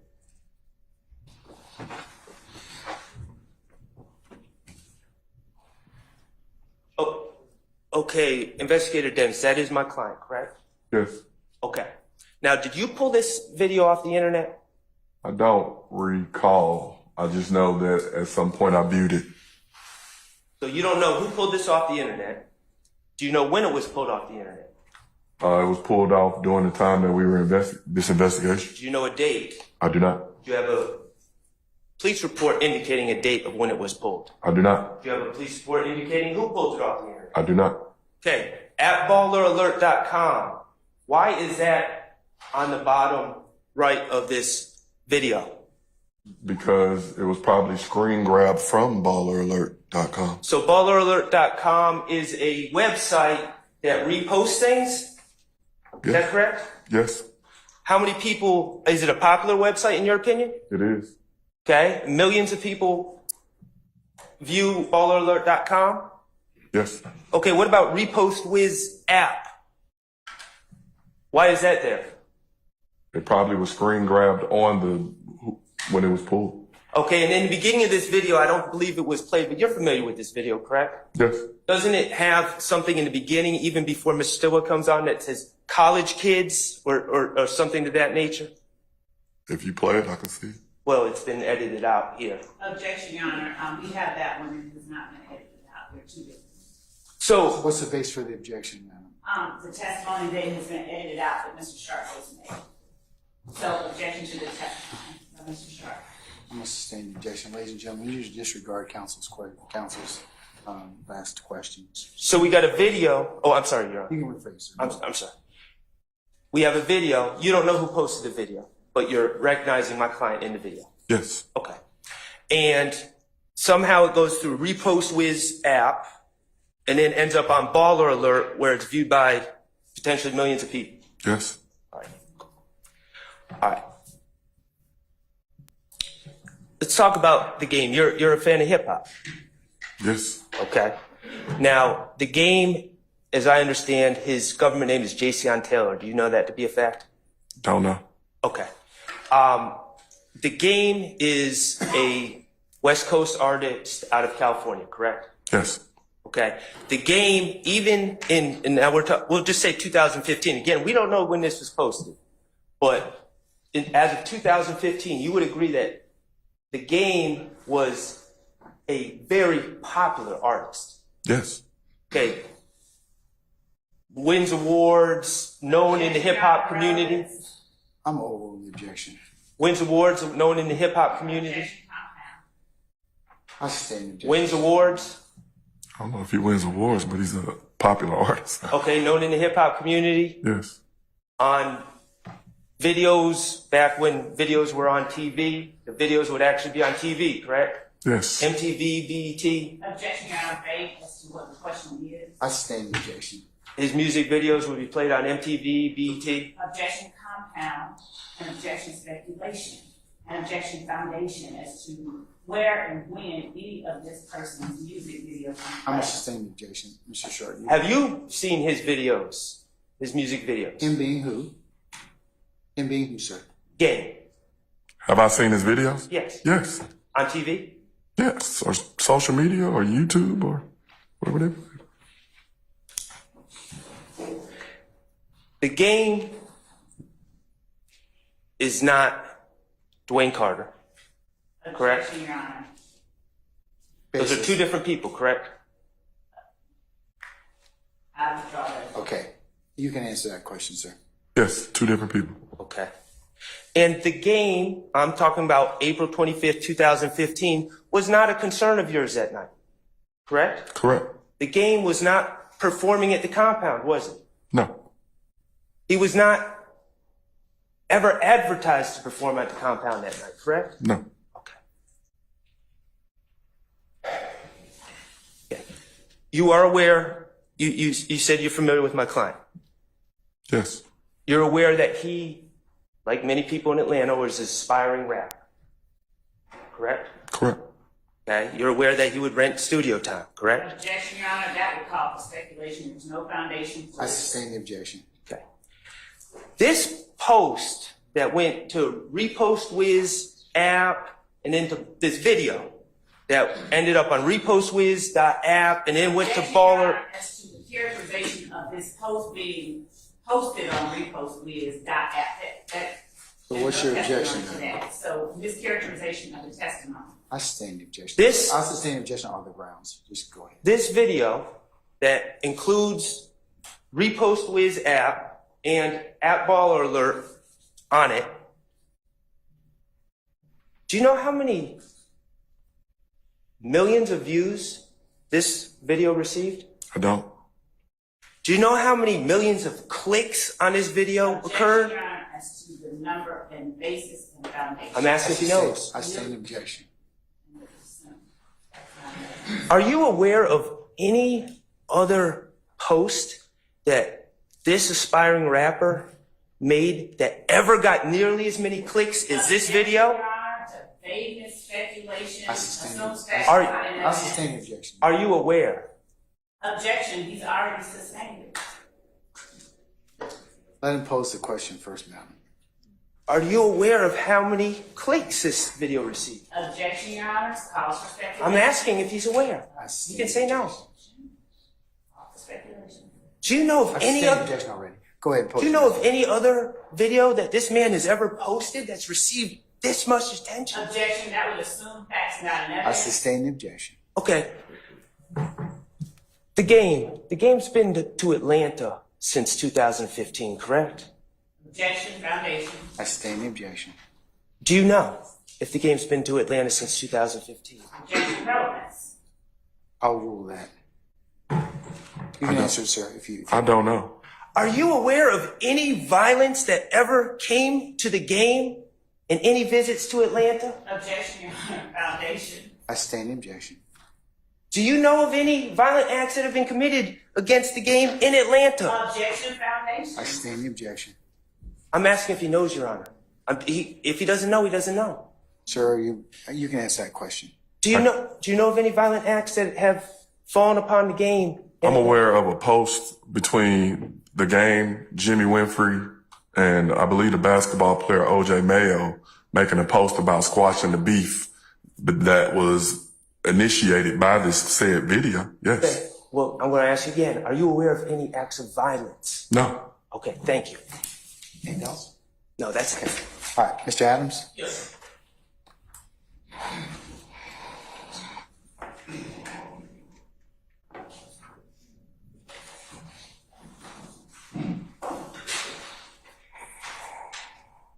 Let's get it, Dennis. Let me ask you a couple questions about these videos that we've been looking at. States Exhibit 118E. Remember that's the halftime video, right? Remember that? Okay. Yes. All right. Remember when it was shown to you by the prosecutor a while ago and it had the words directed by BLB? Remember seeing that? Yes. All right. You know who that is? A producer or a music producer. Okay. Did you ever, after grabbing this video. Where'd you get this video from? Did you get it? I don't believe so. I believe at some point I viewed it. You viewed it? Yes. You weren't the one who got it? No. All right. Did you, in the course of this investigation that Ms. Love's been asking you about, speak to BLB about the video? I did not. Okay. And you remember where it says, also directed by Jeffrey Williams? Yes. Who else directed the video? I guess the first person you said. Anybody else? I don't know. You don't know? All right. Who produced it? I do not know. Were you present for any of the planning meetings for this particular music video for this? Hold on. I stand objection. All right.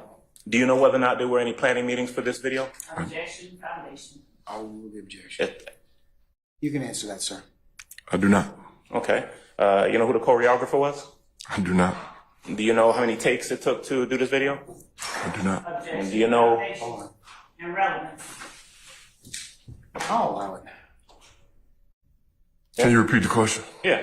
You know how many takes it took to do this particular video for this artist? I do not. Do you know whether there was anyone positioning people to stand in a certain location or to do certain things during the course of the video? I do not. You were asked by the prosecutor about whether or not this music video, Halftime, was available publicly. Remember that question? Yes, You're familiar with the actual song, Halftime, right? I am. All right. Are you aware that this video is a video that was produced in conjunction with the song itself? Yes. And you were asked whether or not it was available publicly. So let me ask you, are you aware of music artists putting out music videos to their songs and keeping them private? All right. Last I got was, are you aware of music artists putting out music, objection, relevance? I'm going to sustain the objection. Okay. Are you aware of Jeffrey Williams putting out other music videos? Other, objection, relevance, Your Honor. I sustain the objection. Okay. In your investigation, as you were pulling these videos and gathering this evidence, did it appear to you that these music videos were to be kept private for someone who's actually putting out music? Objection, Your Honor. Foundation, calls for speculation. I sustain the objection. How about the song Halftime itself? Was that song distributed to the public? Objection, Your Honor, asked and answered. That question has not been asked and answered. I'll overrule it. You can answer it. Was it distributed to the public? Yes. In your experience, when an artist puts out music, do they normally put it out to the public for public consumption? Folks, cannot talk at the same time. Well, I'd ask to be allowed to finish my Mr. Adams, question. I have told Mr. Adams, respectfully, I have told you, if an objection is posed, stop talking. Please. I would object to my being interrupted simply so I can't ask the question. I'm allowed to ask the question. If she has an objection, then she can interpose it then. All right, so in the future, Ms. Love, wait till he finishes the question, and then I'll pose, or before the witness answers, I'll make a ruling, okay? It's the improper question. The problem is that both of you can't talk at the same time because Ms. Weaver, she's great.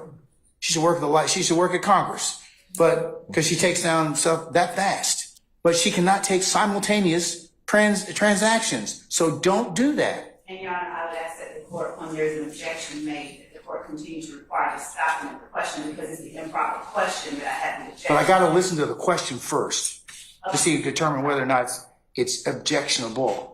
Okay? So please do that Yes, Your Honor. in the future. All counsel going forward. Yes, Your Honor. All right.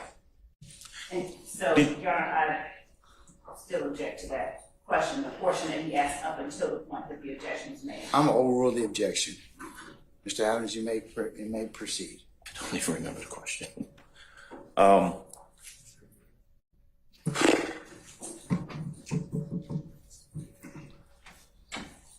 As you were looking at and pulling these videos for the entertainer Jeffrey Williams, Young Thug, did you pull other? Characterization, Your Honor? He hasn't finished yet, Miss Love. If you do that again, we're going to have some problems. Yes, Your Honor. Do you know Jeffrey Williams to be an entertainer? Yes. Do you know him to perform under the name Young Thug? Yes. During the course of your investigation, you testified about this particular video that the state showed. Are there other videos that you also looked at and pulled? Other music videos from Mr. Williams? You said, are there other videos? Yes, did you, during the course of your investigation, pull other music videos from Mr. Williams? Objection, Your Honor, they no relevance. I'm gonna overrule the objection. You can answer, sir. I've viewed other videos. I don't know necessarily pulled.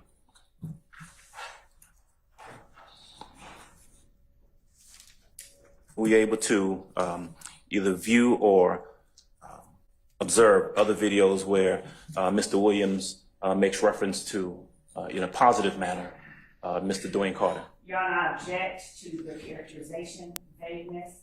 I'll sustain that objection.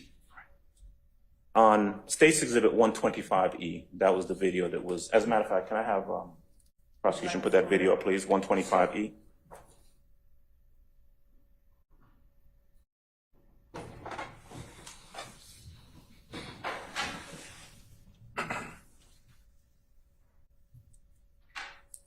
Which section?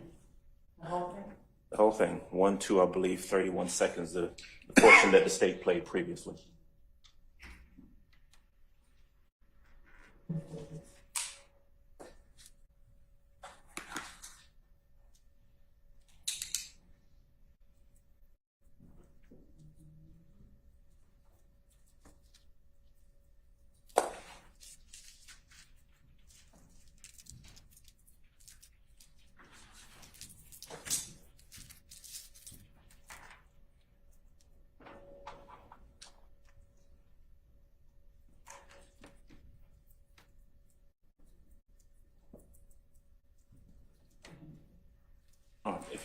If you're the one controlling, would you be kind enough to go ahead and play it now? I'll tell you when to stop, please.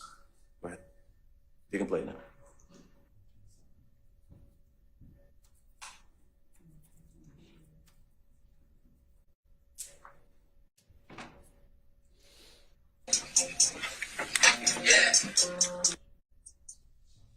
That's fine.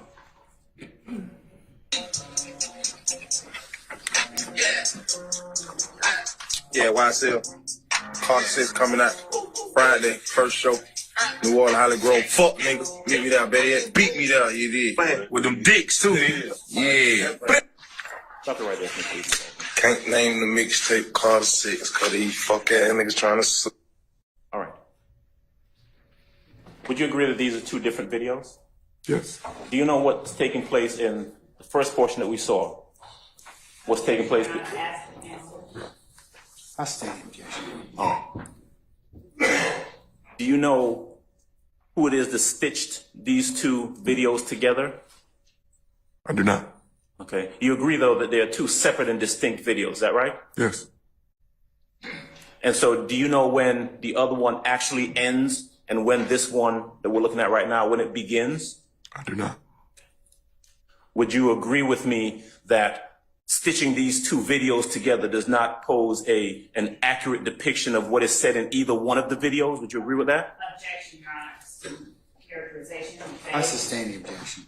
During the course of your investigation, who gets to choose whether or not you can cherry pick videos and stitch them together as a piece of evidence? Your Honor, objection. Basis. As to vagueness and to the form of that question. I sustain the objection.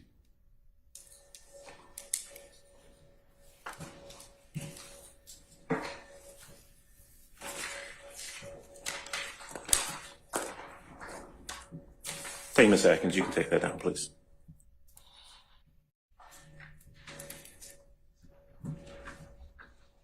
Do you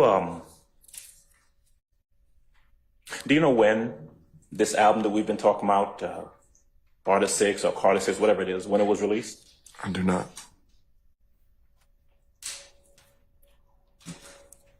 Did you have any conversations with the producers or directors or writers of that album, Carter 6? Any conversation with them?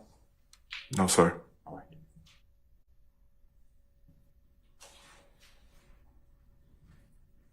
Do you have any personal knowledge about this lawsuit that is referenced, that Mr. Williams references in that portion of the video?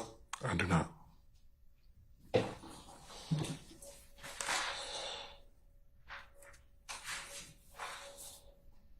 Who pulled that video where he's talking about this supposed lawsuit? Did you do that?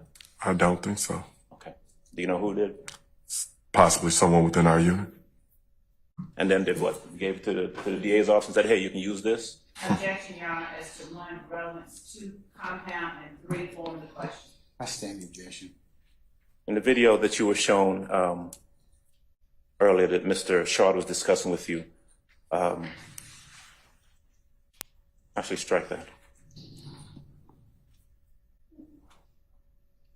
It's not me. Just making sure. Let me wrap this thing up. All right. Sorry, Mr. Adams.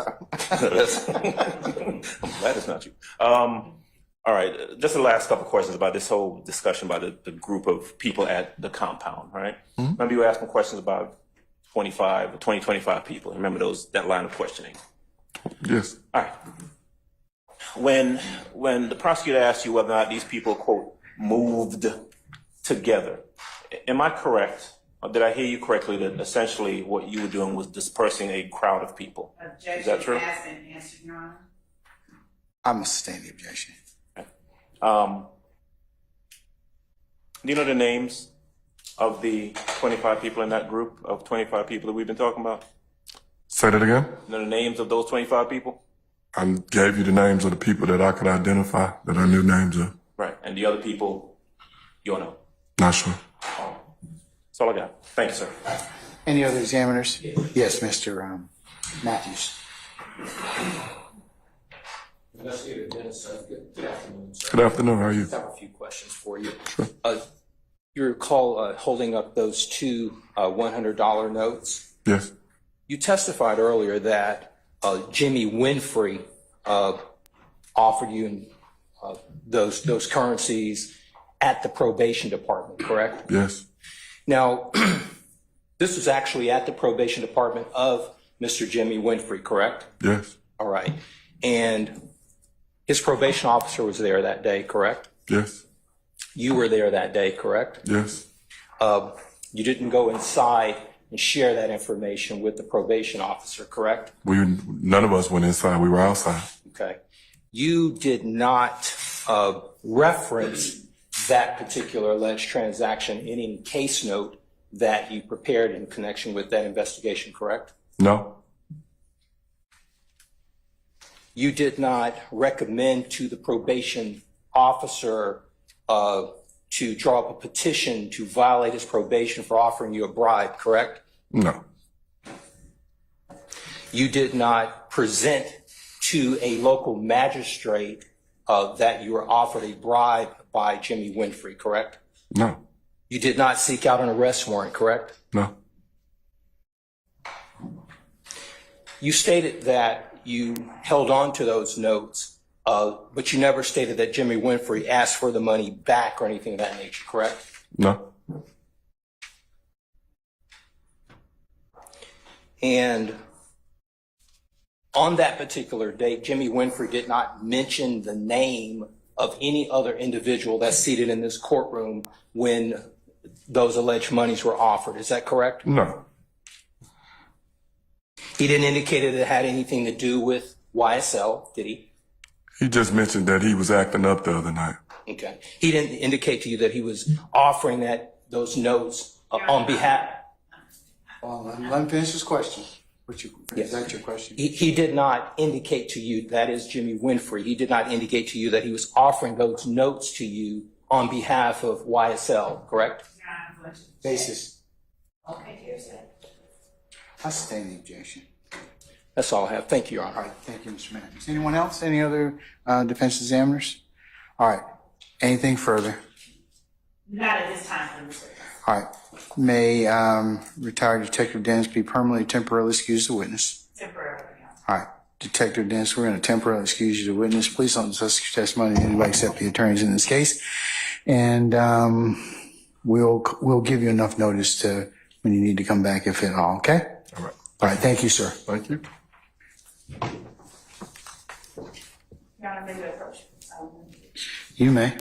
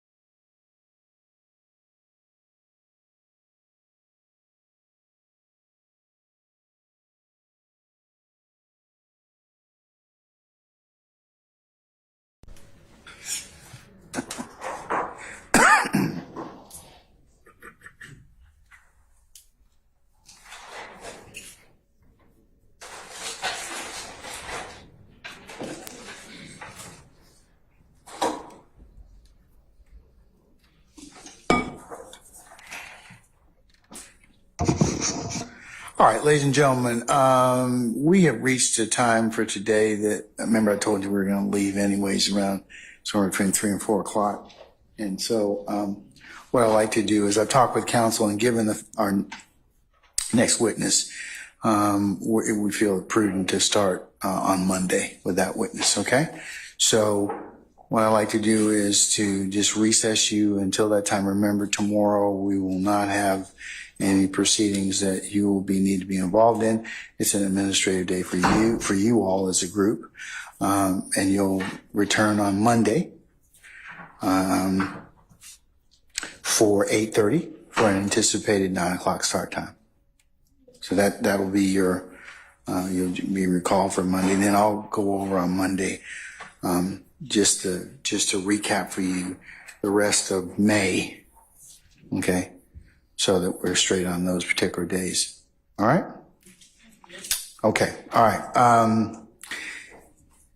Any minister inquiry of me? Okay. All right, ladies and gentlemen, let's go through your ad nauseum admonitions. Remember, when you leave here, leave your notepads in a basket. Do not discuss the case amongst yourselves or in onesies and twosies or whatever small groups as you're going or leaving this place or coming back to this space from wherever it is you live within our great county. Do not listen to any media accounts, third-party accounts of this particular trial. Remember, the only thing you can properly consider is what is presented within the four walls of this courtroom. Remember, you're not to go to any third-party sites. You're not to augment your understanding and education by talking or otherwise referencing any other sites, because remember, you can only consider what's presented here.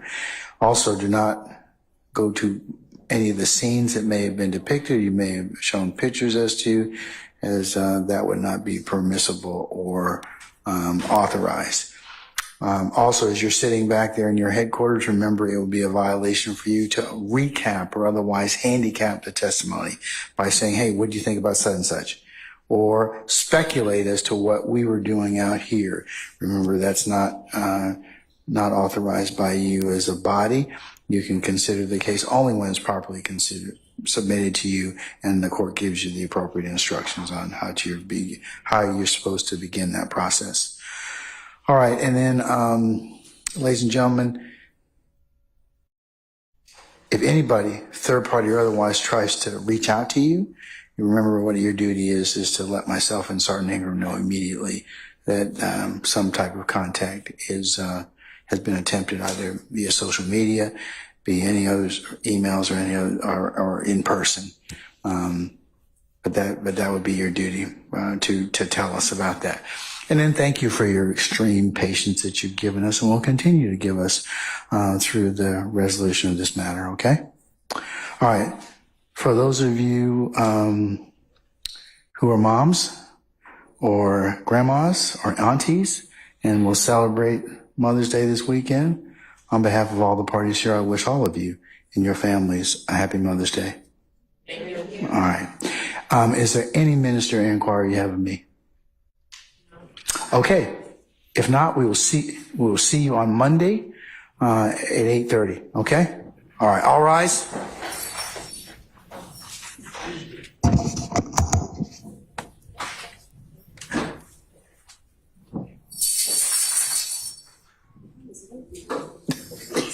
You slept enough. He's looking at me like, what? What's the deal? All right, ladies and gentlemen, please be seated. Our jury has left us. Okay, from our conversations at the bench, is it the state's intention to call Detective Racy next? Yes. Okay. First thing, is he going to testify on camera or off camera? Just one moment.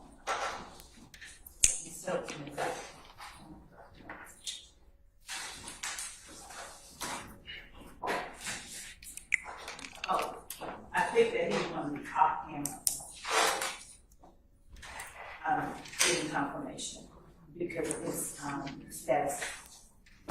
in law enforcement Is he still employed as a law enforcement officer? in the use of capacity. He's an undercover.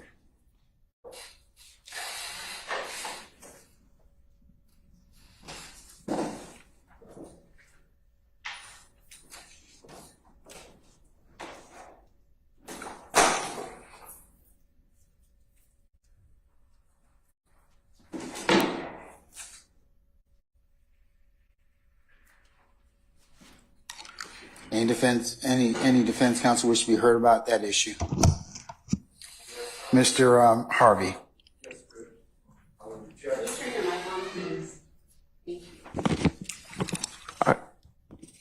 Is it on? Okay.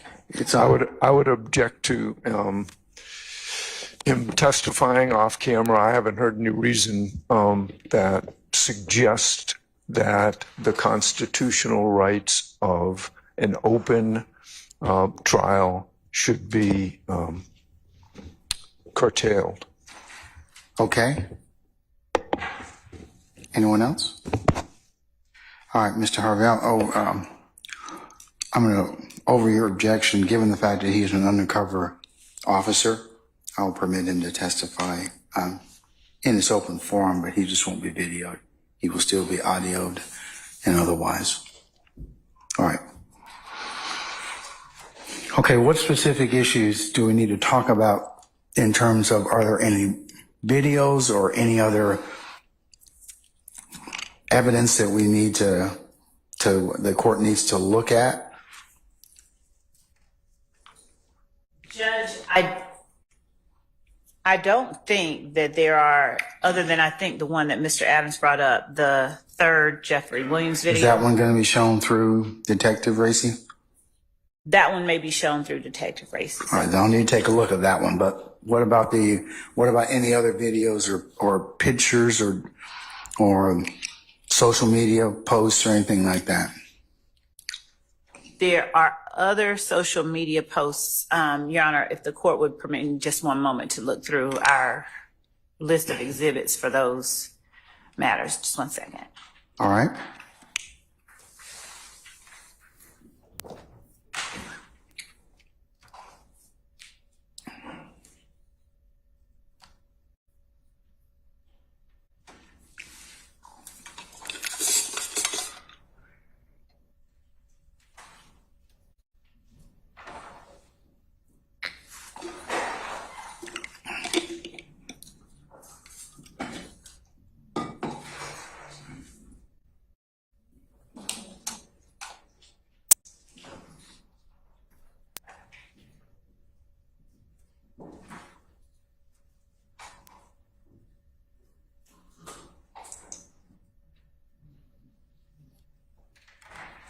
As we are pulling the social media footage, Your Honor, I also wanted to make certain that the court is aware of the addition of 3 other, I think, jail calls from Jimmy Winfrey that we intended to introduce. But I also wanted to, if I can, just instruct everyone on the record how to access it without us having to convert them so that it's clear. You don't have to have extra stuff. I can tell everybody how to do that. The last time that you attempted to do that, or your office attempt, okay. See how she sold you out that quick, Mr. Atkins? All right. Just wanted to point that out to you, all right? Last time we had some challenges with that video conversion.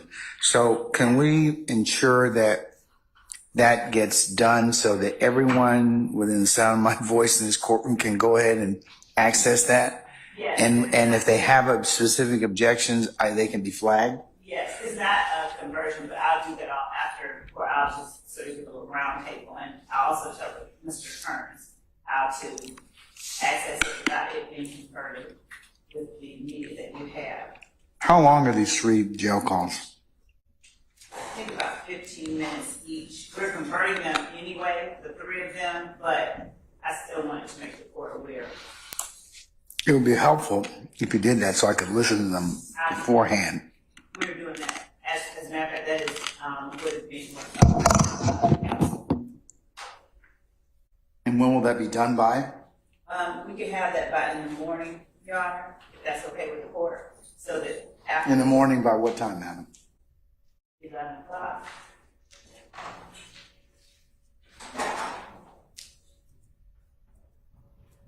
Okay. All right, what else?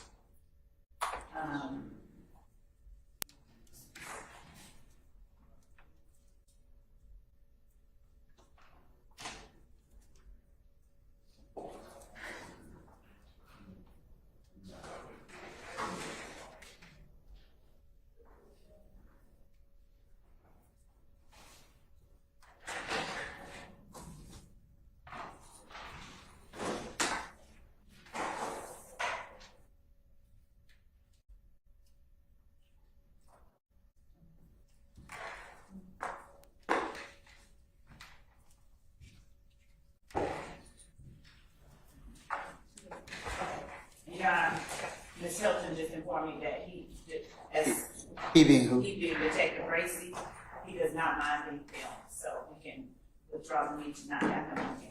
Okay, then, and you can let our media friends know, who's ever here on Monday, that he may be on camera. So that satisfies one issue. All right, and then so the 3 jail calls you're gonna make available, make sure everyone can play or give instructions Yes, by 11 o'clock tomorrow. yes, we're gonna rip them before, yes, by 11 o'clock, and I will show everyone at the end of today how to play them without us converting them. I'm gonna give them to them before 11 o'clock tomorrow. All right, okay. Anyone else? About, Racy. yes. Okay.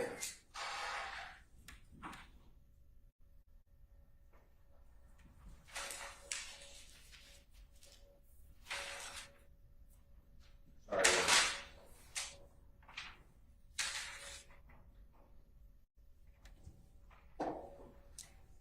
Okay.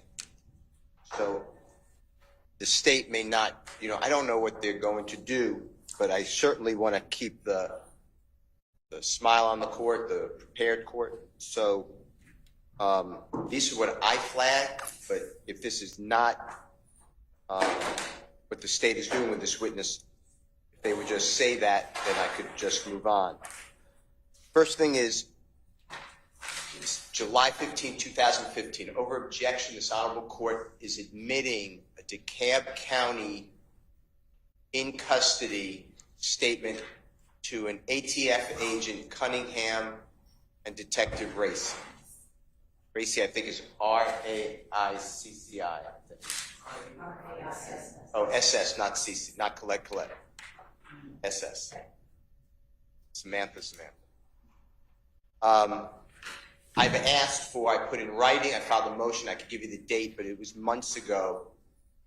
And I specified if the state's going to play it, obviously over objection, there are statements made about the search of Mr. Williams' home that has been suppressed. I think we talked about that. Yeah, I suppressed those already. Yes, but I know, the happy court. A forewarned court is a happy court. Okay, thank you. All right. I'm trying to, I've raised this a long time ago. So the state hasn't given me any type of redaction. I've given them what I believe. But if I'm wrong, I'm not trying to waive anything. It's not my recording. So I would like that if the state's going to play it. If they're not playing it, I'm going to move on to the next issue. So is this custodial statement less the statements or any statements made about the search of Mr. Williams' home? Is there going to be any other issues I need to take up? No, Your Honor, there will be no.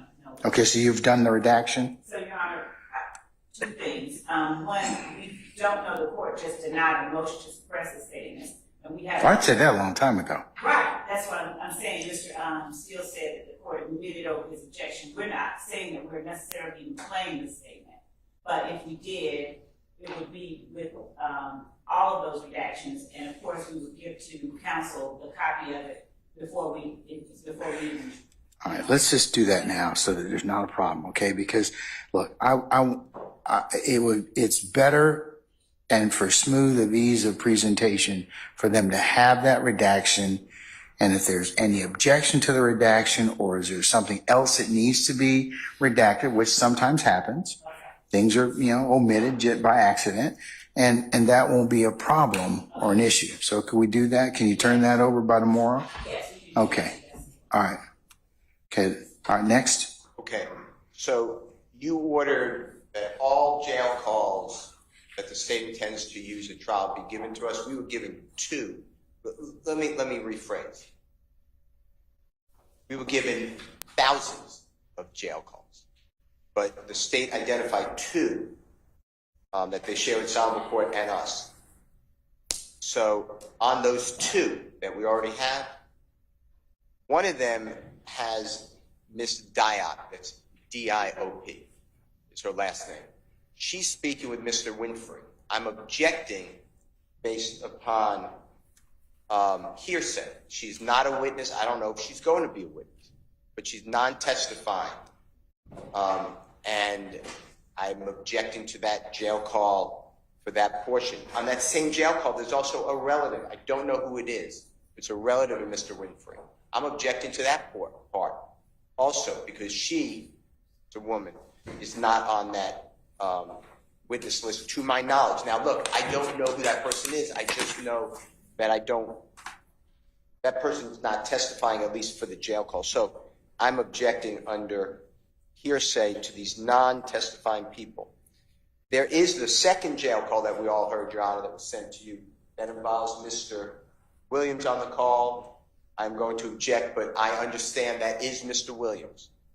So, I'm objecting just for the fact of 403. It's unnecessary. It doesn't go to highlight anything. However, I understand the rule that I believe it's my client's voice and Mr. Winfrey's voice. So that portion I'm not objecting to in and of itself.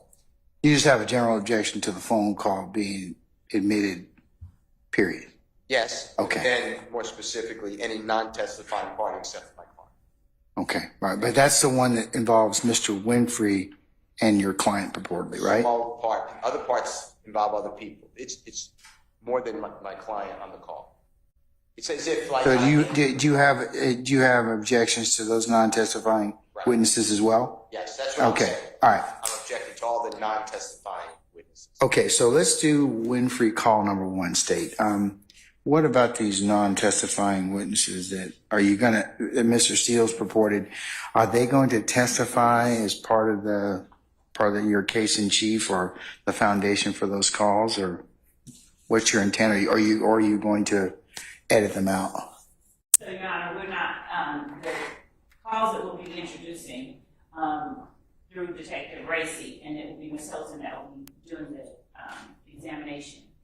The calls that we will be introducing they come in through a number of exceptions, the statements that are not made by Defendant Williams.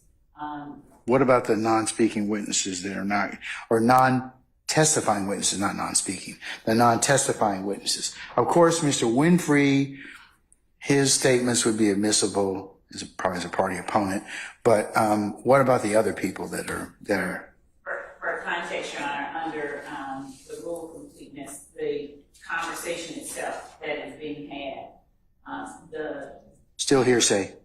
Still hearsay.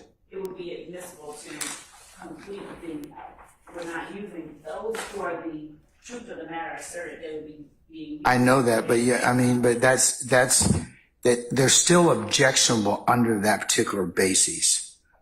So. If we could just.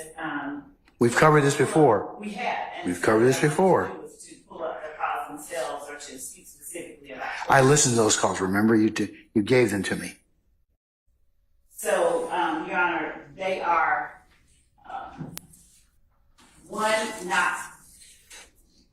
it could be considered co-conspirator statements that are being offered for the effect. So when you get a response by Mr. Winfrey to something being said, Mr. Winfrey, for instance, if he asks someone to do something, to call someone, and the person responds, okay, whatever, and then Mr. Winfrey gives further instructions. Those statements, Your Honor, and I will pull up the statute before we'll give you 1 second to do so. Those statements are so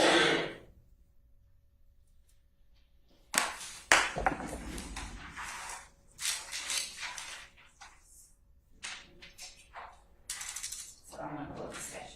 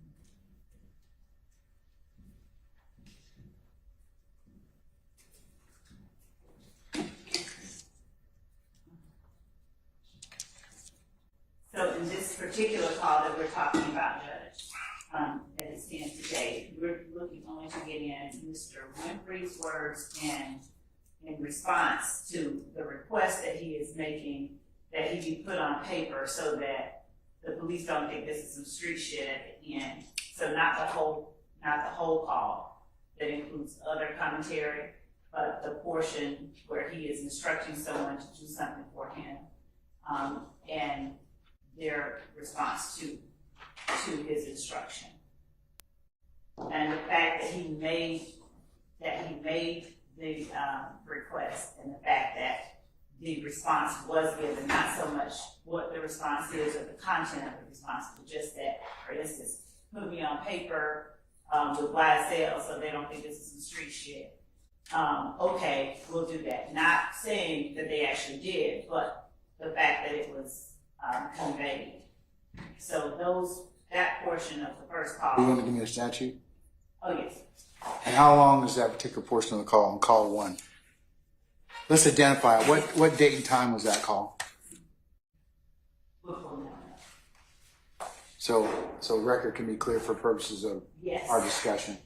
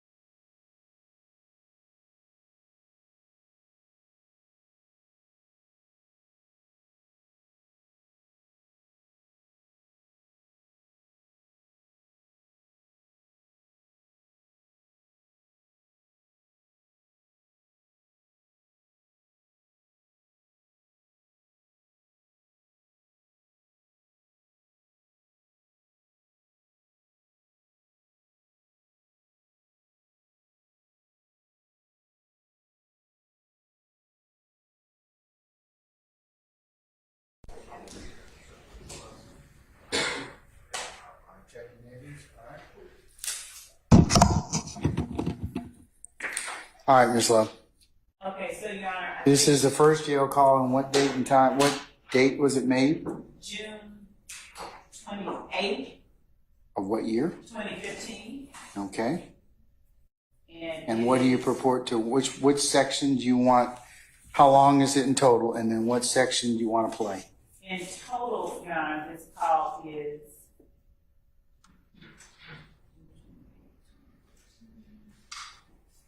it's 30 minutes in total, and the portion and the timestamp was on the recordings is 15:58:02. And to what date, to what time?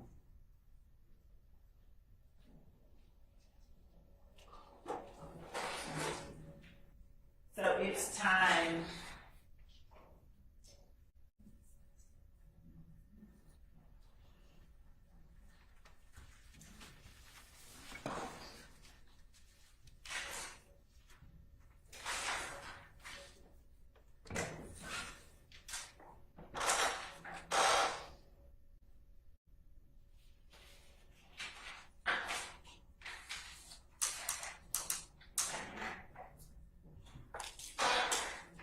So Judge, I'm giving the timestamps, but there's a portion in the middle and the last 2 minutes of the call that we intended to play. And so giving the timestamps of the portion in the middle is what I'm trying to get right now. So you're going to play from 15:58:02 to a particular section, skip, and then go to another section? So 15:58:02 is the time of the call itself. So from approximately 15 minutes into that call. So what time is that? That's what I'm trying to get right now.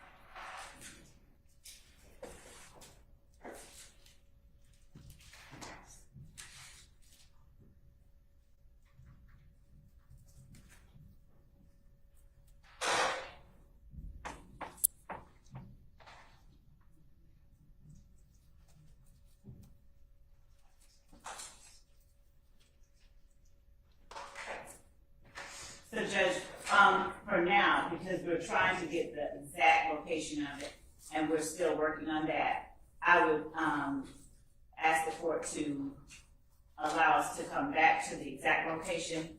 I would just have the authority for statements, and not all of them, not random statements that have nothing to do with what Mr. Winfrey is asking for and saying.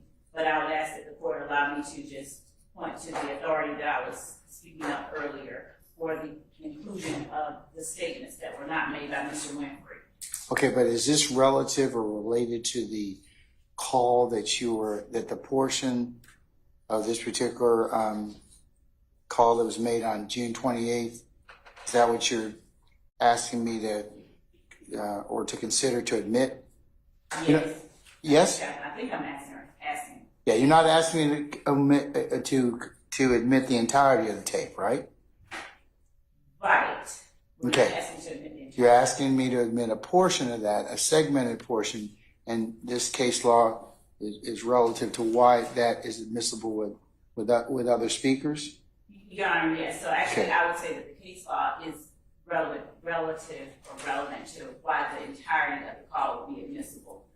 And that case law, Your Honor, I'm actually reading out of my Carlson's Guide to Evidence Authentication. It relates to the statute 801 D2.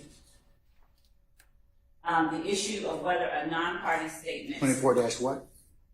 It starts out as under 801 D2A, talking about a part opposing 24 dash statement. what? Dash what? Dash 802. 24 dash 4 dash 802. What is it? Oh, 8. I'm sorry. 24-8, 801 D2A. And after addressing recorded conversations of a party opponent in 801 D2 Alpha, my guy goes on to say that the issue of whether a non-party statements uttered as part of a recorded conversation with a party opponent are admissible was addressed in a 2023 federal appellate decision. In that case, the defendant was charged with making numerous threats over the internet, and during a telephone call with his girlfriend, the defendant made incriminating concessions.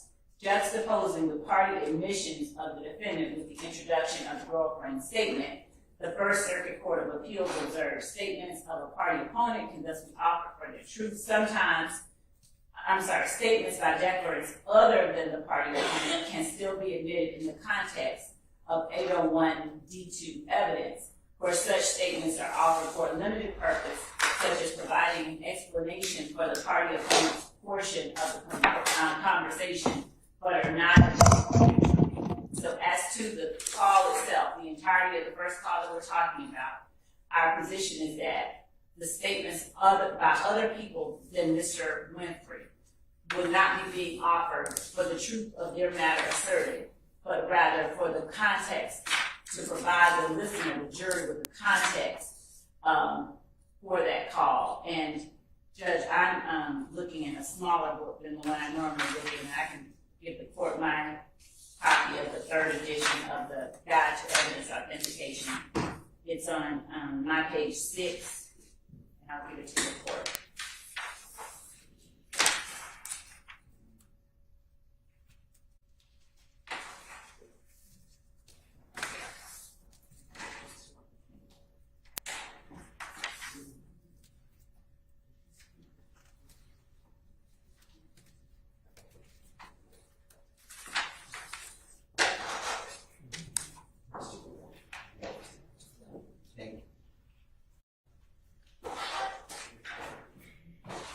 Starts on page 6 and it goes into page 7 in section 1.05, recorded conversations and messages.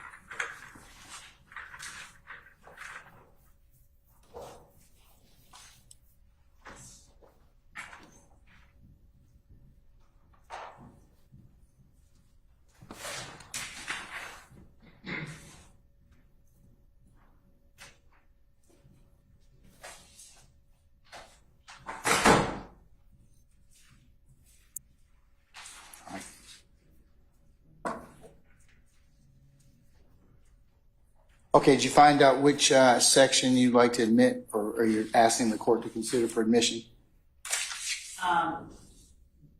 The beginning of the call through. Okay, you're talking about 15:58:02? Yes. To what time?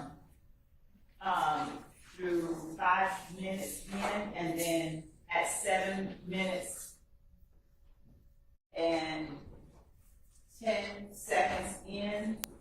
So 1 minute to 5 minutes, and then 7 minutes.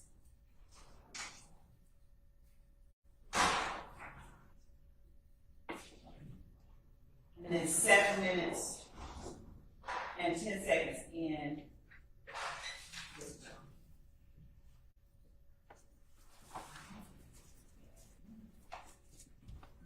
Until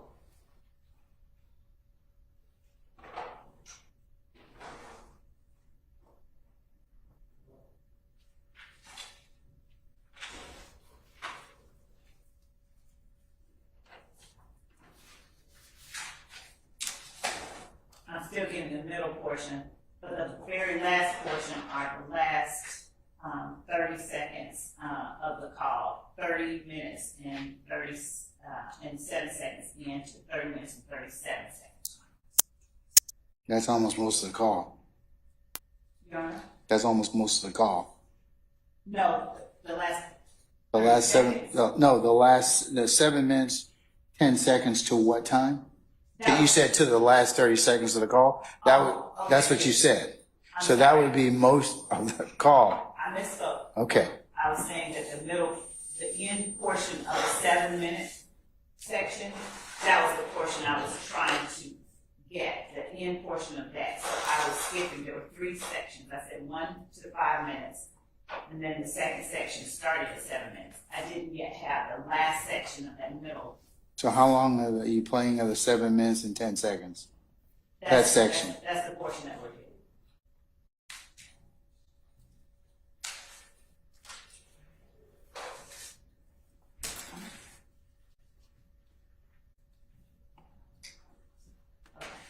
Okay. Actually, skip that 7 minute portion. Go then to. So you're not seeking the 7 minute, 10 second portion? Right. All right. What's the last portion you're seeking? 30 minutes and 7 seconds to 30 minutes and 37 seconds.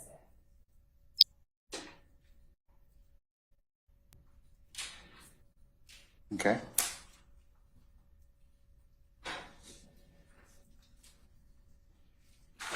Okay, let me turn to call number 2. When was that made? Call number 2 is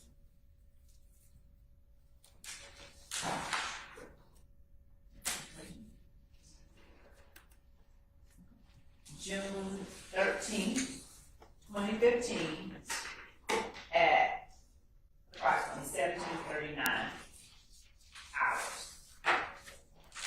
Approximately 5:39 p.m.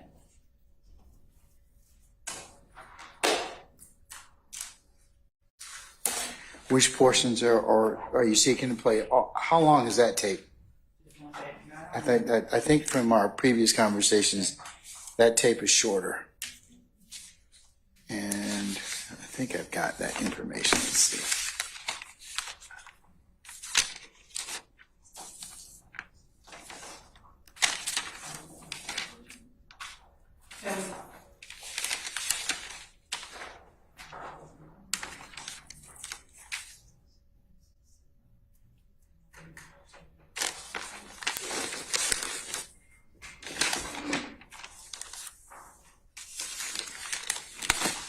Your Honor, just to further absolutely confuse things, I need to go back to the first call for a minute, for a second, and tell the court about the section in the middle where I thought it was 7 minutes, 8:05 to 8:18 in the first call.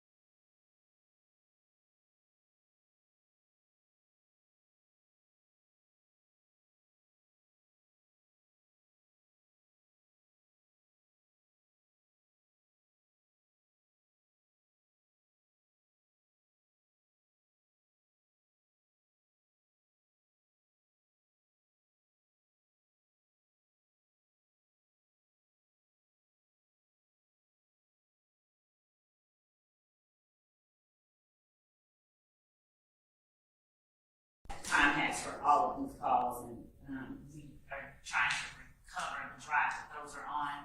So, Your Honor, I would ask that the court allow us to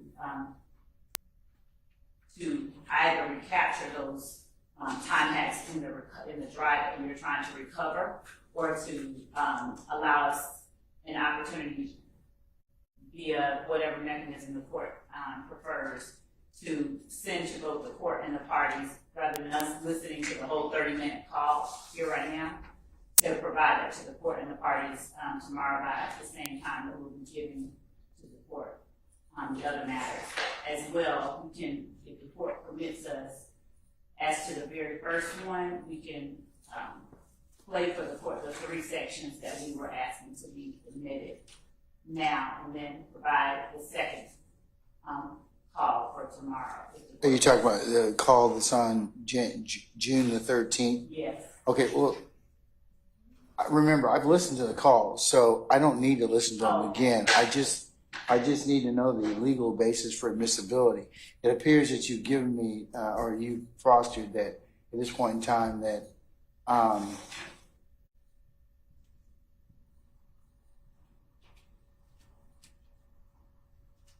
United States versus Cantwell, F4th 396.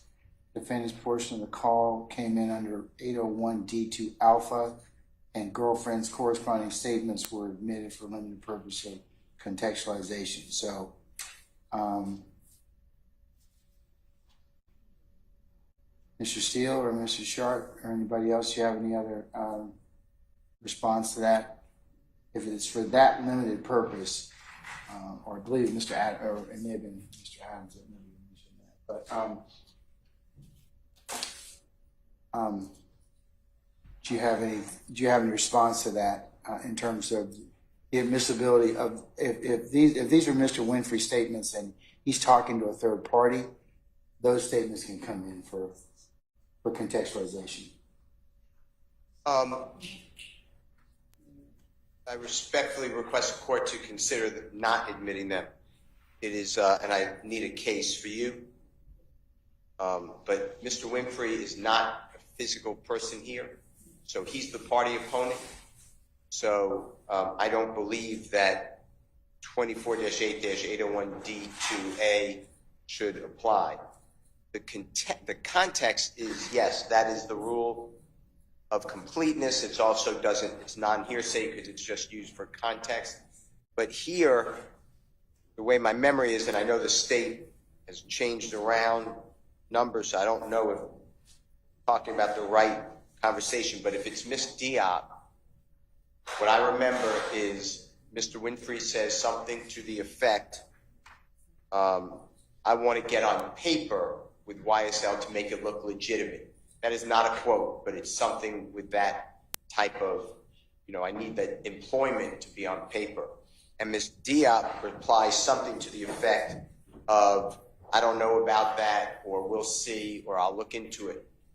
But that's very misleading, because then when I get up to cross-examine, I'm going to get an objection. I'm not saying you'll sustain it, but facts are not in evidence. The fact that there was no forthcoming YSL paperwork, Ms. Diop never acted on it. So the jurors just sit there and say, well, that's interesting. And the state is using Ms. Diop, not her supposed statement, not to just put in context. You don't need any context to put me on the YSL paperwork.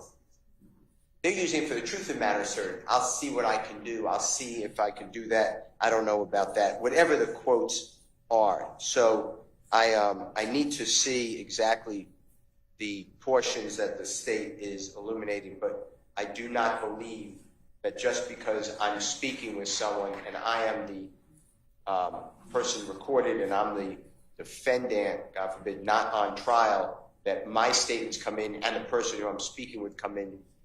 Well, if it's statements of a party opponent, that's what it seems like that they come in for under 801 D2 Alpha. If he's a party opponent at the trial, but I need to get you a case.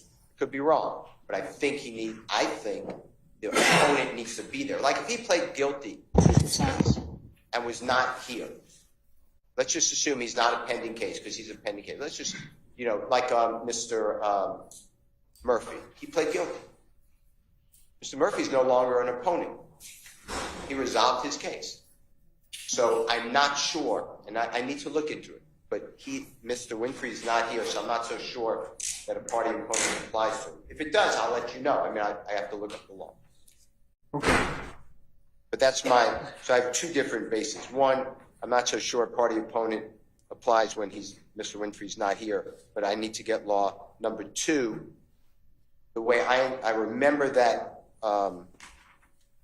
recording, we don't need Ms. Diop's response because it will be misleading. And then, of course, yes, I can call Ms. Diop. I understand that. But you don't have.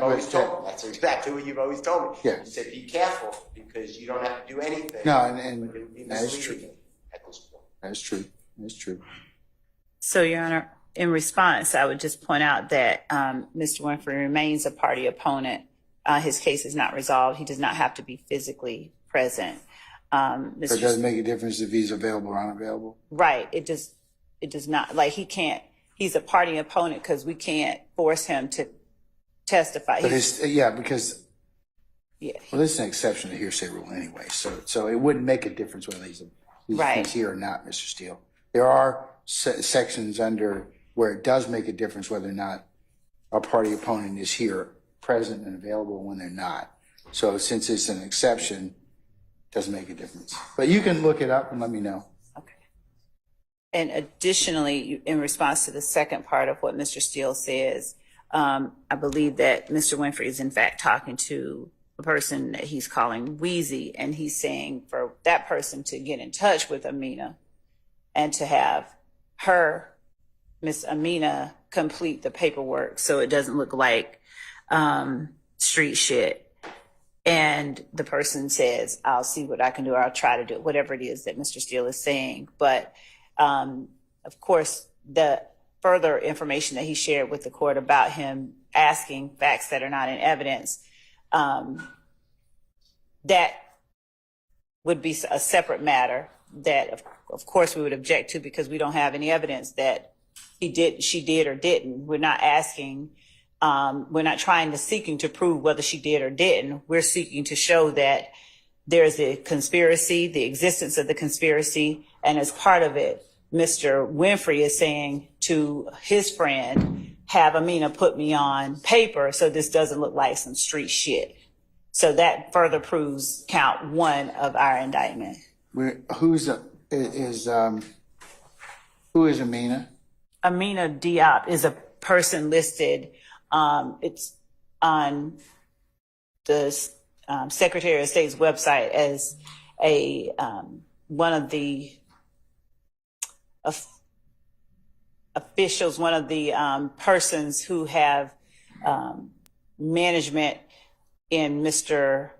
Williams' Young Stoner Life LLC. She's listed, I believe, as a manager. She's a listed officer. That's what I was looking for. She's a listed officer of Young Stoner Life. I believe she works with Mr. Williams in the capacity of the music portion of his business, as well as in hiring or bringing on his friends to work with him at YSL. So she's a manager or some officer with Mr. Williams' company.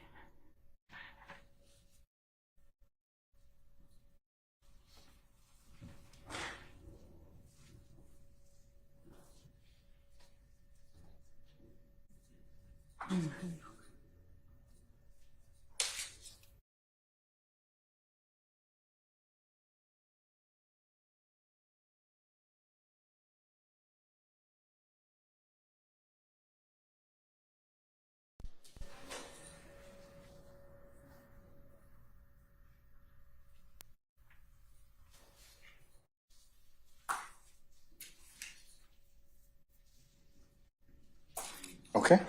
I think she's also been referred to as a manager by some of the witnesses, but I can't testify her statement to the court.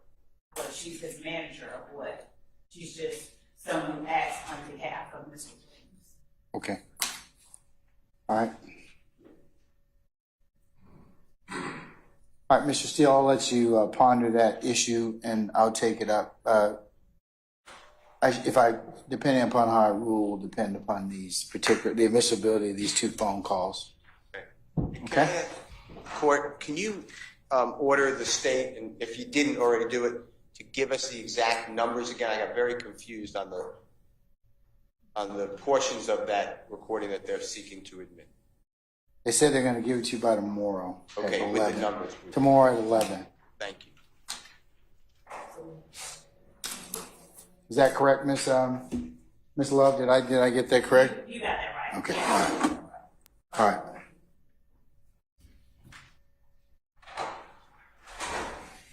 All right. Anything else?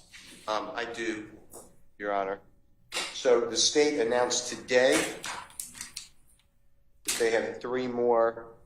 I think they said, I actually didn't hear it, but I've been told by Mr. Adams and Ms. Renard that the state has 3 additional, so there'll be 5. That's correct. They said they were going to convert or put those in a format that you can listen to them by 11 o'clock tomorrow. Ms. Love also said that she would, if you would remain, she would give you a tutorial on how to access those and play those immediately. I will absolutely remain. But I'd ask the court to enforce your order dated November 17, 2023, where you ordered all jail calls to be given at that time in Stanter. Then we discussed this whenever you ordered the next set of jail calls, which was maybe last week.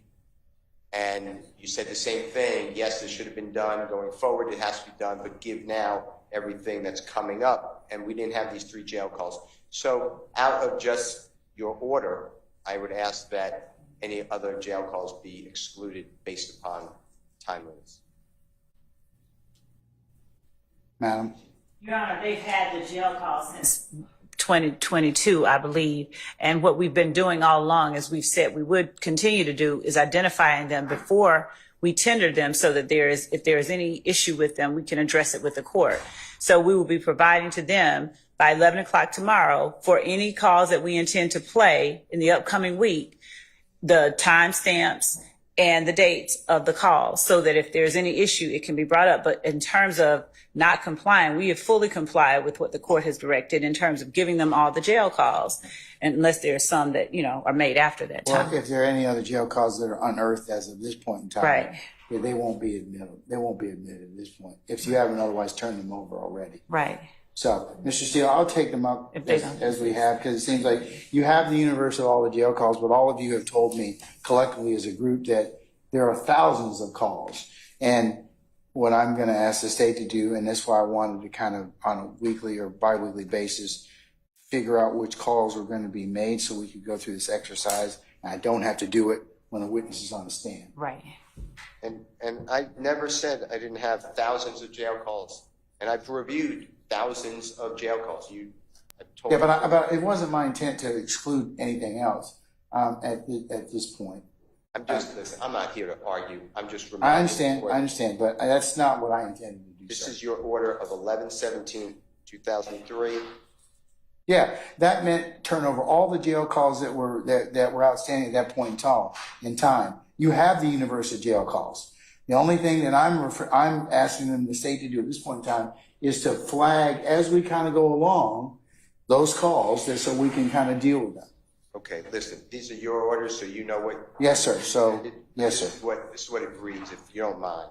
I do mind. Okay. I do mind, because we're not gonna parse out that. Just there, you have all the calls. Okay, let's just make sure that the state gives you what you need in a timely manner, so everyone can have benefit of that. You can make objections, and I can make rulings on that. All right, sir. Understood. Okay. Anything else? Yes. So the state's not really saying what they're using Detective Racy. If we're done, then I'm done. But if they're using Detective Racy for any type of cellular telephone expertise. Okay, well, let's find that out. What about Detective Racy and cellular telephone expertise? Your Honor, as a part of his investigation, he was the lead detective in this case. And as a part of his investigation, well, let me say, as a part of his training as a law enforcement officer, he has learned how to plot cell phones. The state does not intend to introduce him as an expert, but we do intend for him to talk about what he did in his investigation. As a part of his investigation, at least for one or two of the phone numbers, he did plot those phone numbers to see where certain phones. It's not an expertise because he can talk about. Is there some case law that says that just distinguishes that issue? Because most of the time that I've heard testimony, the court has heard testimony about that. They've been qualified as an expert because it's outside the akin to the average person. I can't plot a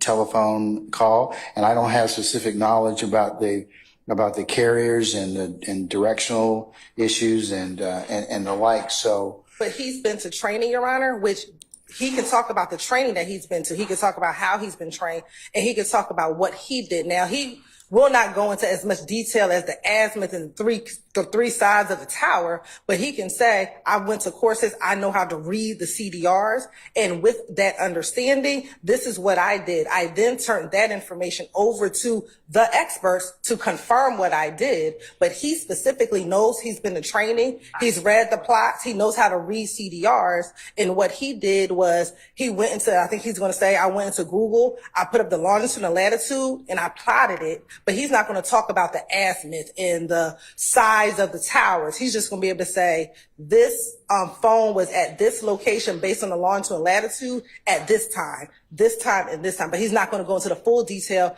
as our expert, Mr. Burney, will later on, because it's two different type of analysis. But what he did do is obtain cell phone records. He's had training on how to read those cell phone records, and he did plot the information based upon his understanding of reading the records. And he will talk about that training before the jury, so that the jury knows he's able to do it, and the foundation will be set that he's able to talk about it. But the state does not intend to go into more of the scientific aspect of towers with Detective Racy.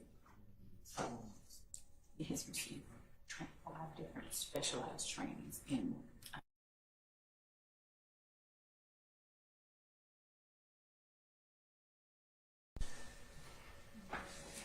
courses.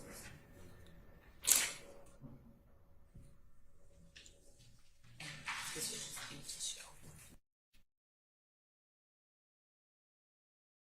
Yes, I have 3 items. First, I'd like to inquire if the court allows whose 2 jail phones are we talking, or records are we talking about? whose cell phone records is he going to talk about? Offhand, Your Honor, I know the one ends in 8556. And there's a few that he plotted, but I can say for sure.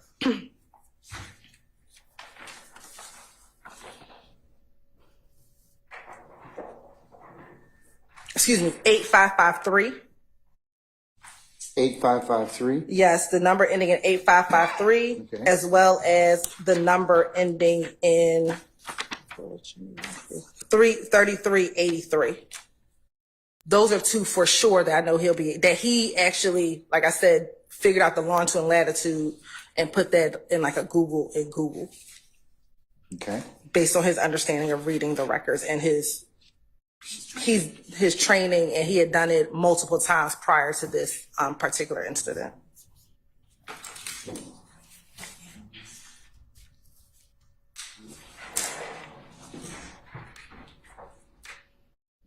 And this is all in his report that he talks about, that he plotted these prior to giving them over to the data analyst. But in his report, he talks about him plotting these phones himself.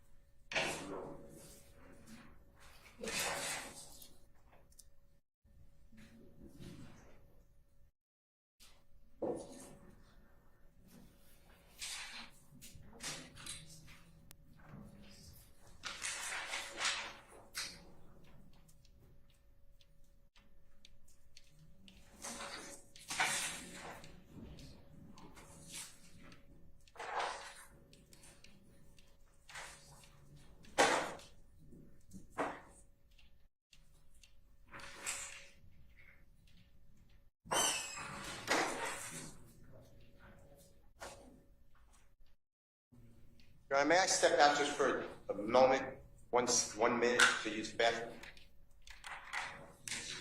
Yes, sir. Thank you. I apologize.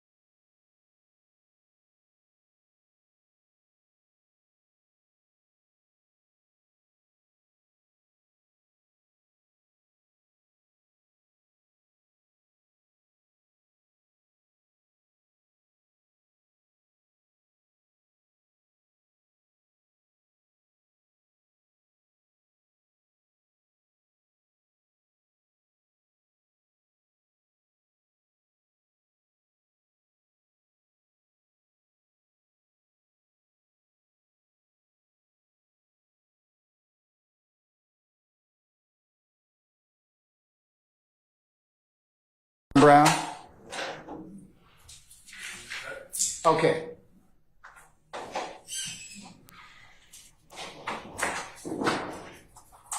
Ms. Hilton, I have taken a look at Moody versus the state. That's at 316 Georgia 490.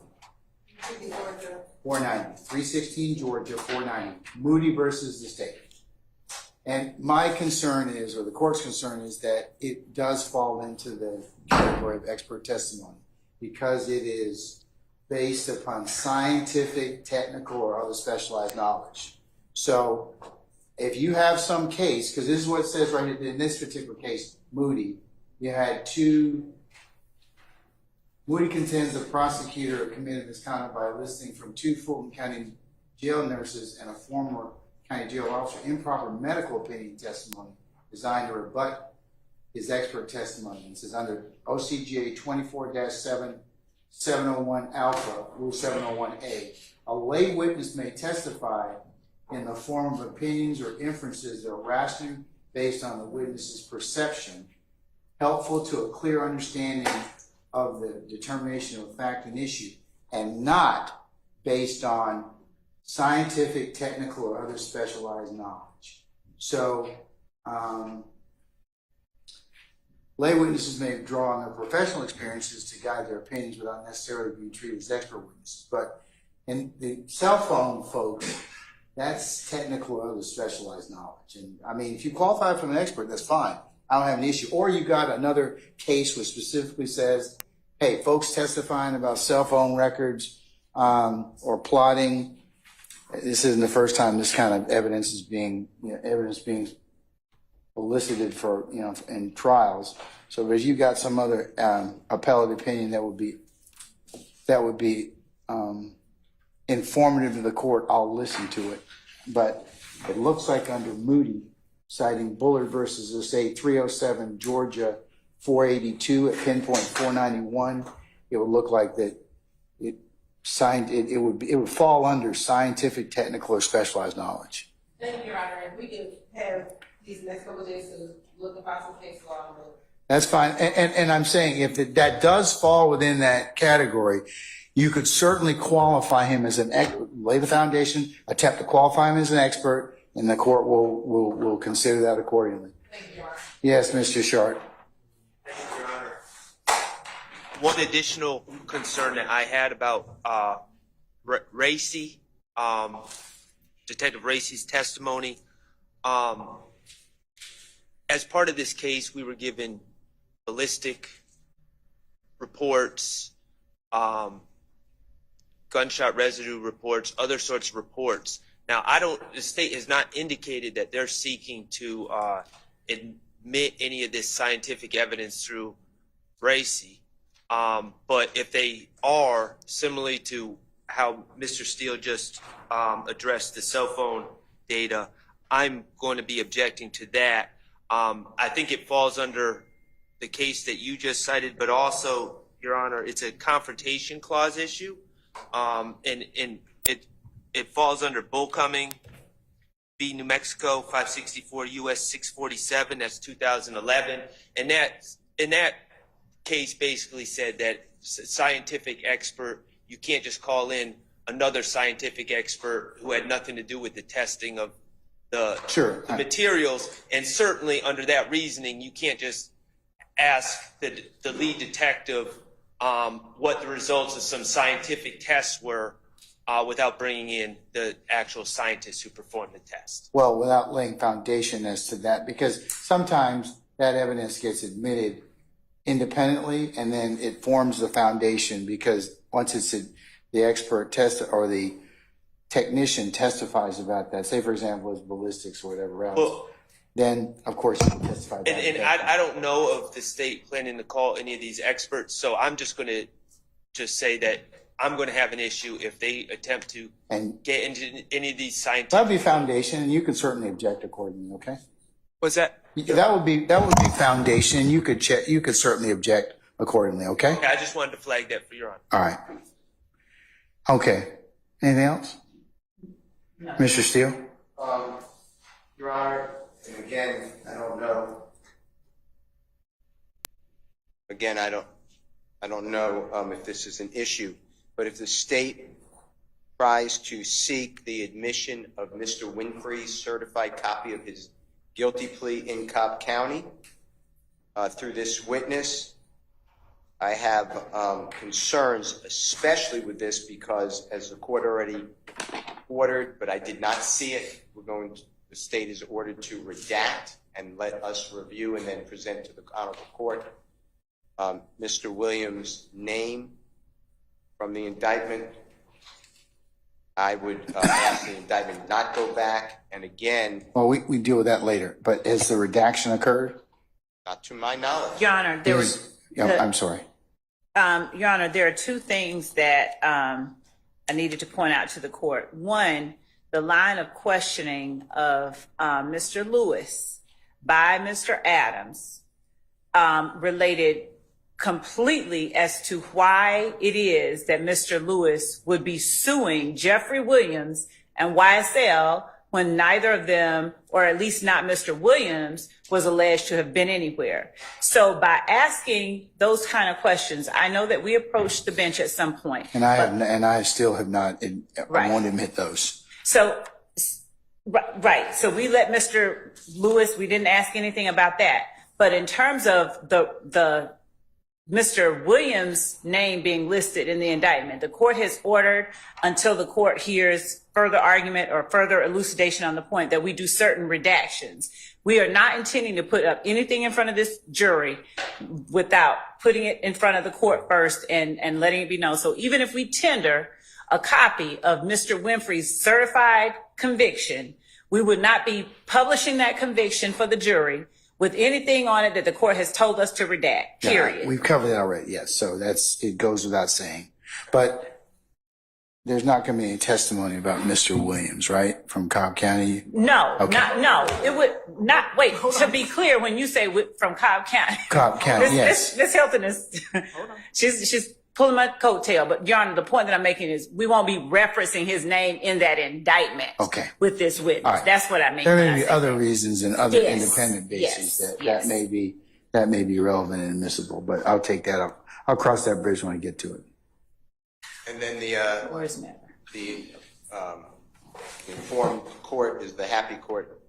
I don't know. It started out at the bench where I said it would be best if the state can outline their topics with this witness so we can target it, because when that didn't happen last time, I didn't realize that the state was going to play a certain exhibit, and then the court got upset and said, why didn't you raise this beforehand? So that's the issue. That was different. That was different because you raised that on a Friday. And again, we took it up. We didn't take it up because, Mr. Steele, you are a very esteemed advocate, but had you mentioned something Monday morning, say, hey, I sent you an email over the weekend. You see that? And it says this, and we really need to take that up before our witness goes on the stand. That was that issue. So I'm just asking you if there's anything else that we need to take up. Certainly I'll consider it, but it just needs to be timely. It was That's all. my witness, I could tell you exactly, but the state's not giving the roadmap. So I'm just trying to tell you that those are the items that I have targeted. Okay, but what's in terms of this fourth thing, what do you believe that the state is going to get into because all of you, this is not your first rodeo. Is there any other area you believe the state, just like you've been doing right now, you believe the state's going to get into that you need to ask me about? I don't know. I think I raised everything, I guess. Okay, all right. So you got, okay. I don't think that the state should be required to give you the roadmap of their examination. I wouldn't do that for you. Yes, you would, because you would tell me if you can beat me, here you go. Well, that's me as an advocate, but but anyways, so we'll cover the jail calls on Monday. We'll cover the the state will identify and flag those to you. I've heard the case of Cantwell already. So I need you all to hear them if there's any further objection. Number 2 is the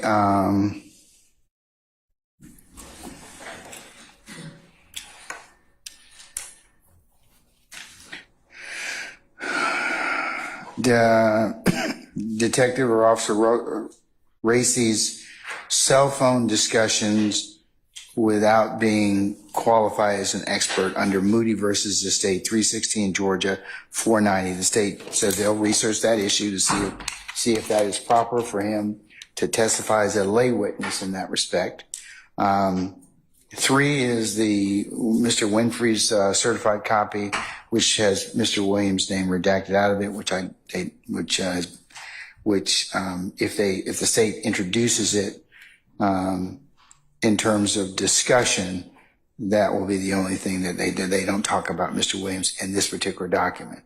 I have said that Mr. Williams, and maybe reference at another time, given the foundation, subject to a foundation and subject to other additional rulings. So is there anything else, Mr. Steele, at this point?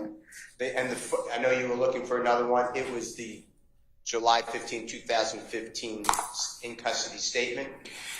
That was when you July 15, 2015 in custody statement. Yes, I think we covered that already. You indicated that there were references to Mr. Williams' search that I've excluded. Right. The state has said they've already redacted that, and I don't know whether or not they're going to use that particular statement. Right. They did not, to my knowledge, share the redaction. I know they didn't share redaction with me, so I can't listen to it. But yes, they said they're not sure they're going to. Did you all share the redaction with Mr. Steele? That's what I just talked about earlier, that I would give to him the redacted copy. By today or by tomorrow 11? Okay, no, that's what I said. We Okay. redacted that portion out. We will provide that to them by tomorrow. Okay. All right. All right. And then because Detective Racy knows about the search of the home, if the court can order the prosecution to remind That goes without saying. That would be improper because that. motion. Yes. We thoroughly covered that. Just make sure that you cover that with him because I don't want to hear that. Because I've said that like 4 or 5 times already about excluding that particular search. Okay. The one on July 15th of 2015. All right. Right, we have. Okay. That's not an issue. Just make sure witnesses get sometimes run afoul. So please, before he comes on the stand, you need to let him know, hey, do not mention anything about the search of Mr. Williams' home in any way. We'll do Okay? that, All right. Okay. Anything else? Those are the only things I can think of. Good. Without knowing what the state intends, and they're not revealing their hand, and the court's not Okay, all right. requiring it. So that's what I have. Okay, sir. But if we approach the bench and you tell me, why don't you tell us? Because I can't anticipate anything. Well, that would be that, Mr. Steele. I mean, I can't fault you for that, but I do believe you all as seasoned advocates can flag or anticipate 97% of what will be covered. It should be no secret to any of you. And again, as the court has acknowledged and referenced, and will continue to reference that the state bears the burden at this point in time, and the defense doesn't have to present anything. So, at this point, this will be helpful because we won't have to spend an hour and 15 minutes, in front of our jurors taking this up. Then will we get the update on the witnesses to come if they changed from what we last had by Friday again, even though we're not all together? Yes, Your Honor. We will provide that tomorrow Okay. as well. All right. All right, folks. I'll see you on Monday, okay? All right.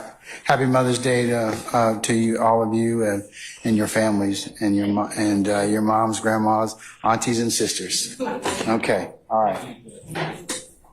Change Mother's Day to Auntie's Day.